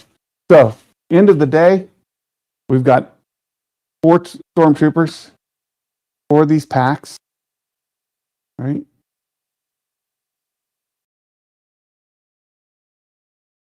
And I think only 2 of the long rifle. Right? So there's a long rifle there, a long rifle here. And then we've got these 4 pack. Right? So here's the long blasters.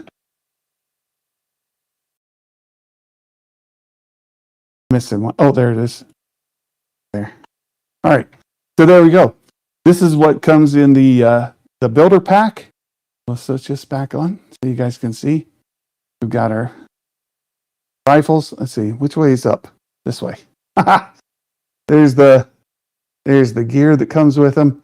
4 blasters, 2 rifles. There's their packs, and you got your 4 snow troopers. And I think they're all exactly the same. Right? Same insignia, same everything. Right? So I was really excited to get this. I think this set, and I bought 2 of them, so I have 8. I have 8 of these snow troopers. Right? How fantastic is that? I just love it. I just love it. And like you see, I've got 2 boxes of these. Set this aside. Okay, I got 2 boxes so that I could start building out a nice set of stormtroopers back there on my enemies wall, or bad guys wall. I've got I've got, as you guys may know, I've got a Ray shelf. It's all Ray character, vintage collection, Lego, the whole thing. And then I've got a shelf of like lightsabers and stuff I've got back there. I've got a couple of shelves of Mandalorian stuff. And then I've got a shelf of just like bad guys. The Moff Gideon's on there. We got all that. I've got the blurgs back there on a shelf. All of that behind me. And then, yeah, look at this. There we go. Look at that. Look at that. 8 snow troopers just like that in the builder pack. It's great. I'm excited about this builder pack. It's perfect for me. So I'll get these on the shelf, and I'll post some pictures on our Discord once I get all these set up. All right. What do we got here? Coming to the right season for wait a minute. Yeah, for snow troopers. Yes, Yarn. Absolutely. Right season for snow troopers. Very cool. Yeah. Awesome. You can build a Hothy Christmas scene if you get that gingerbread one. I need that Lego gingerbread AT-AT so bad. I mentioned we've been going through some budget things here. We've got to, curtail spending, and I want that so bad. We'll see. I might be able to get it. They seem like a bunch of troopers. They are. That's so many to have duplicates of army building and TVC. Are you planning to create a scene with them? Yeah. Let me see. I've got this camera still set up. Let me go here. I'm going to do this for you guys since really close up, and then I'm going to do this. Let me make sure I know which side's up. This side's up. Okay. Here, I'm going to take you over here. I don't know if you'll be able to hear me, but I'm going to give you a little tour of my setup, right?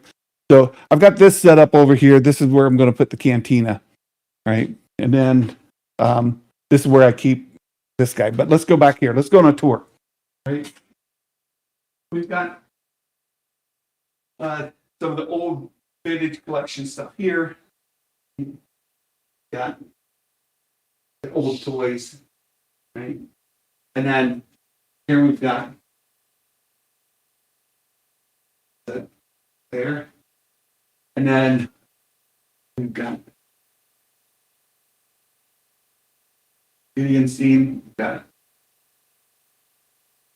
always scene here. Here. And here.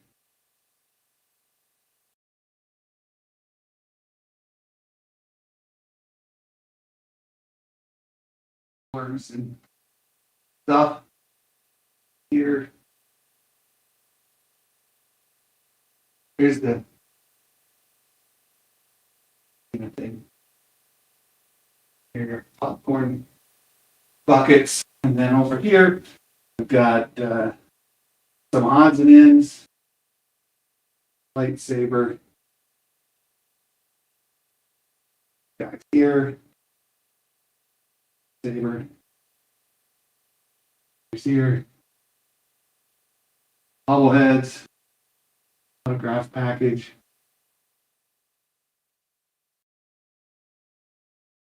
And then here's the Ray shelf. All Ray. There's Finn. In there. Okay.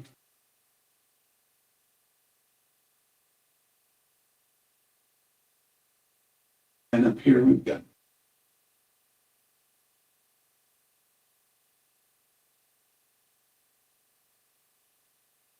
there you go.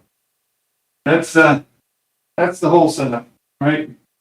So come back. There you go. All right, so we'll turn this back off. Right. Come back here. All right, there you go. That's the whole thing. That's the whole collection there. Yeah. Cobb riding a bantha. I couldn't help myself. Din riding a blurg. Thank you, KG. the Rey Shrine. There it is, in the Star Wars Santa Funko. So that's my collection. Let's get in. I told you guys I wanted to do this, and let me pull this over. I don't think we're going to make it far because it's been. Thank you so much, Jim. Still finishing your first custom Lego scene. Fantastic. All right, let me go back to this here. We've got the Cantina to start putting together. Does the noise cancellation cut out a couple blur, but it sounded good? Oh, thank you, Dale. So we've got the Cantina here. And I've got the figures over here. Let me turn this back on. This is here are the boxes down there, right?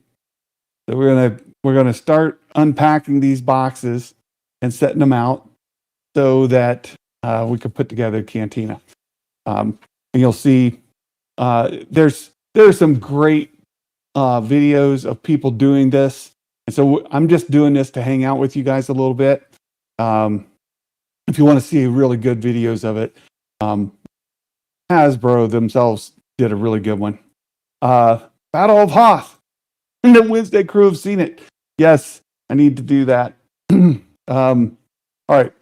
So they've got them all marked what's in the boxes.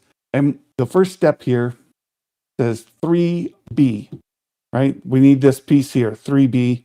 And I'm just going to do step 1 and 2, and then we're going to call it, right? So I just want to do this. I need to get into box 3 here. Here's box 3. Says 3 on it right down there. Right. Yeah, I've seen Jim's Lego Hoth scene. Pretty impressive. So we get into box 3, and we need part B. So they've kind of got them set up where, like, this is tray A on the top, and this is tray B underneath. And it says I need this piece right here. This is what they want me to get. The main bar. So there's 3B. What else do I need? Right? What else? I need box 4, C, D, and E. Right? So we close box 3. Right? Put that down. And we get box 4 right there. And we need C, D, and E. Now, I opened these before, so I'm not sure the A, B, C, and D are like in the right order. So I'm going to have to really pay attention. C, let's see. I don't think this one is it. Let's see. That might be A. This could be B. Right? Maybe. Not sure. That would make this one C. Let's see if this is it. Yep, this is it. So here's sheet C. Got all these parts on it. Okay, so I need C. And then I need B. And I think in here. I think I already took out D. It's got all these on it. Yep, I need this one. This is D. Right? So there's D, C, and D. And then I need E. E, here, it's got more pipes on it. Let's see, is it this one? This is it. This is it. This is E. It was the first one I took out. So C, D, and E. So A and B must still be in here. A, like I've got them reversed. So this is A, that's B. Okay. So let's get out. There's A and B. I'm going to set them aside. I've emptied box 4. I'll have to put them back in just so I don't lose track. And then it tells you specifically what you need out of each of these.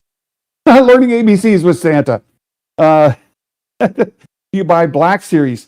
No, I have a couple of Black Series, like the Rey figures. I have one of each of the Rey Black Series figures that were released. I mainly collect vintage collection, TVC. That's the main one. And I have like that Black Series holiday special snow trooper that's like wearing Santa's outfit. So primarily vintage collection. All right, have to go. Thanks so much, Sabersmith. Have a great weekend. And welcome to the community. And I got to thank Mike again for gifting you the membership. So thanks so much. All right, so we need B. That was this piece. Right, we got that. And then from C, we need a lot of stuff. So here they want me to open this. Right. So take the top off here. And in this pack, we need this big piece here. Oh my goodness. Do I need this one too? I don't think I need this one. But I got to lift it to get to this one. I need this. Okay. I need a little help. I've got a helper tool right here. Just because I got big fat fingers. I need this guy out. Mike Porter has to go. Have a wonderful weekend, Mike Porter. The Stanleys have to go. Goodbye. Thank you so much. Mike Porter. Thank you, sir. All right. So there's that piece. This one has to go back in. So I got this piece out, and then I need this piece here with all this stuff on it. And it looks like I leave this piece in. We don't need him yet. How was you in here, buddy? There you go. Got him back in there. Don't need that. Just need this piece and that piece. Got it. Now put the lid back on this. Here we go. This lid back on. Close it up. And this is C. So we're going to put it back down here.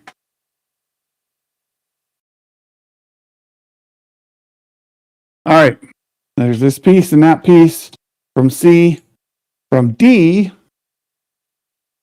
I need just a few pieces here. Pull this out.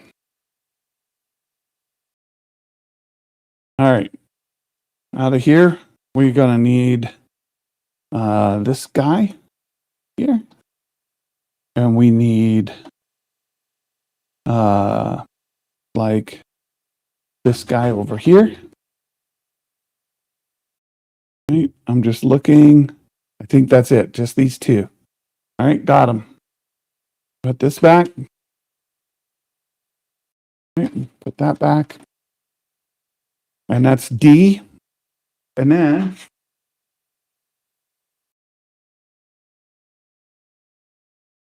from E, a couple pieces out of here. It's kind of a all right, from E, we need this horseshoe looking piece here. Got it. And I need this long piece here. Right, got it. That's it. Put the lid back on that. Right, there's the lid. Then put all the pieces back in the box. Right, so there's the box. Put it down right there. Now I got these all in order. A, B, C, D, E. Boom. All right. Next. We need box. That's it. CDE. That's it. That's all the pieces we need. Aha. Very good. Yeah, it's a wee bit complicated. Yeah. So let's get back to, I'll show you again. I'll do this in a close up here. So we've got this, these are piping pieces that go on the bar, right? So we have a couple of canisters, some piping, and they're going to go onto the bar, right? So cut off, and you collect Star Wars cards. Closest I have to that, I have these Star Wars heroes and villains. This is a pack of playing cards. right? And we've got heroes and villains. See, top hero card here, 2 of diamonds, General Dodonna. Yeah, so I've got these. I've got a couple boxes of these actually that are very cool. Very cool. All right. I have no clue what you're building. We're doing the bar. This says that first we need this long piece here. This long piece. And it's going to go in with the peg here up. All right. So and it goes in this spot right here. So we got to put this in here. Got to kind of snap in there. All right. So there's that piece. And then we need all of this stuff. Let's see. This one goes on last. This and that go on last. It shows this piece here. My goodness, this is kind of complicated. Which side's which? This side goes here. Lawsy mercy. Okay, so skip these 2 spots. Then this spot here is where this goes. And then I'm going to assume that these kind of will want to line up with the spots on the deck that they plug into. Okay, yeah. Kind of just plug right in if they want to. In there. Little holes for each of them. And you can see they kind of got to snap in place a little bit. All of these are going to just seat right in there like that. Right? And then we got to fit these bottles on. So we got 2 bottles. This bottle goes on here. Oh, got to unplug it. Okay. Got to put the bottles on first, apparently. All right, so we're going to have to pull this back off because this one goes all the way in here. All right. Pull the bottles off, put them back on. There we go. Then put this all back in again. Oh my goodness. Okay. That goes there. And that goes there and there. These 3 go here. This goes there. Get all the spots lined up. Push them in place. Nice and tight. Get them all seated. There we go. Now we got the bottles are all in place. Nice and snug. That, right? And then 2 more pieces. 2 more pieces. We've got a little short gold piece here. Oh, that's funny. You should probably empty the bottles first. It is Friday. Time to clean out the old supply. You got to, resupply with new stuff. So it looks like this piece goes in down here into the bottom. Show you in just a second. Right, this goes in right there. And you see there's a lot more holes. We've still got a lot more things to connect to this. So that goes there. And then we've got another long piece here. This long piece, I think it's going to go here. And these 2 pieces. And then this just dangles. That dangles. Okay, so got that there. These 2 pieces went in here. And then this long piece goes all the way out here and just hangs out there. It disconnects later when you put the roof on. But there we go. Steps 1 and 2. And then we've still got this, more to go. Right? We're going to keep putting more bottles and more pipes, more bottles and more pipes as we go. Right? And this all builds together so that at the end of the day, you end up with something that looks like this back here, right? With all these bottles and pipes in it, right? So that's what we're building. And so there you go. Steps 1 and 2 complete. Now it's not focused. Focus. Find the focus. You can do it. There you go. Find it. Find it. Down here. Down here, my friend. It's like it got frozen. Focused. And then it's like, I can't find, where did you go? There we go. We're down here. There we go. All right. That's it. We're calling it a day. It's Friday. Boy, we talked about a lot of Star Wars today, didn't we? And there's not even any Star Wars. We talked a lot of Star Wars. Thank you so much for being here, everyone. I appreciate the super chats, the members. You've been great. Hope to see you all next Wednesday for our supporters, our members. We'll have another Zoom meeting next week, and we'll talk about Star Wars again next Friday. And until then, you guys have a beautiful, wonderful day, fantastic weekend. Until next time, my friends. Ho, ho, ho. Merry Christmas, and may the Force be with you always. Bye-bye now.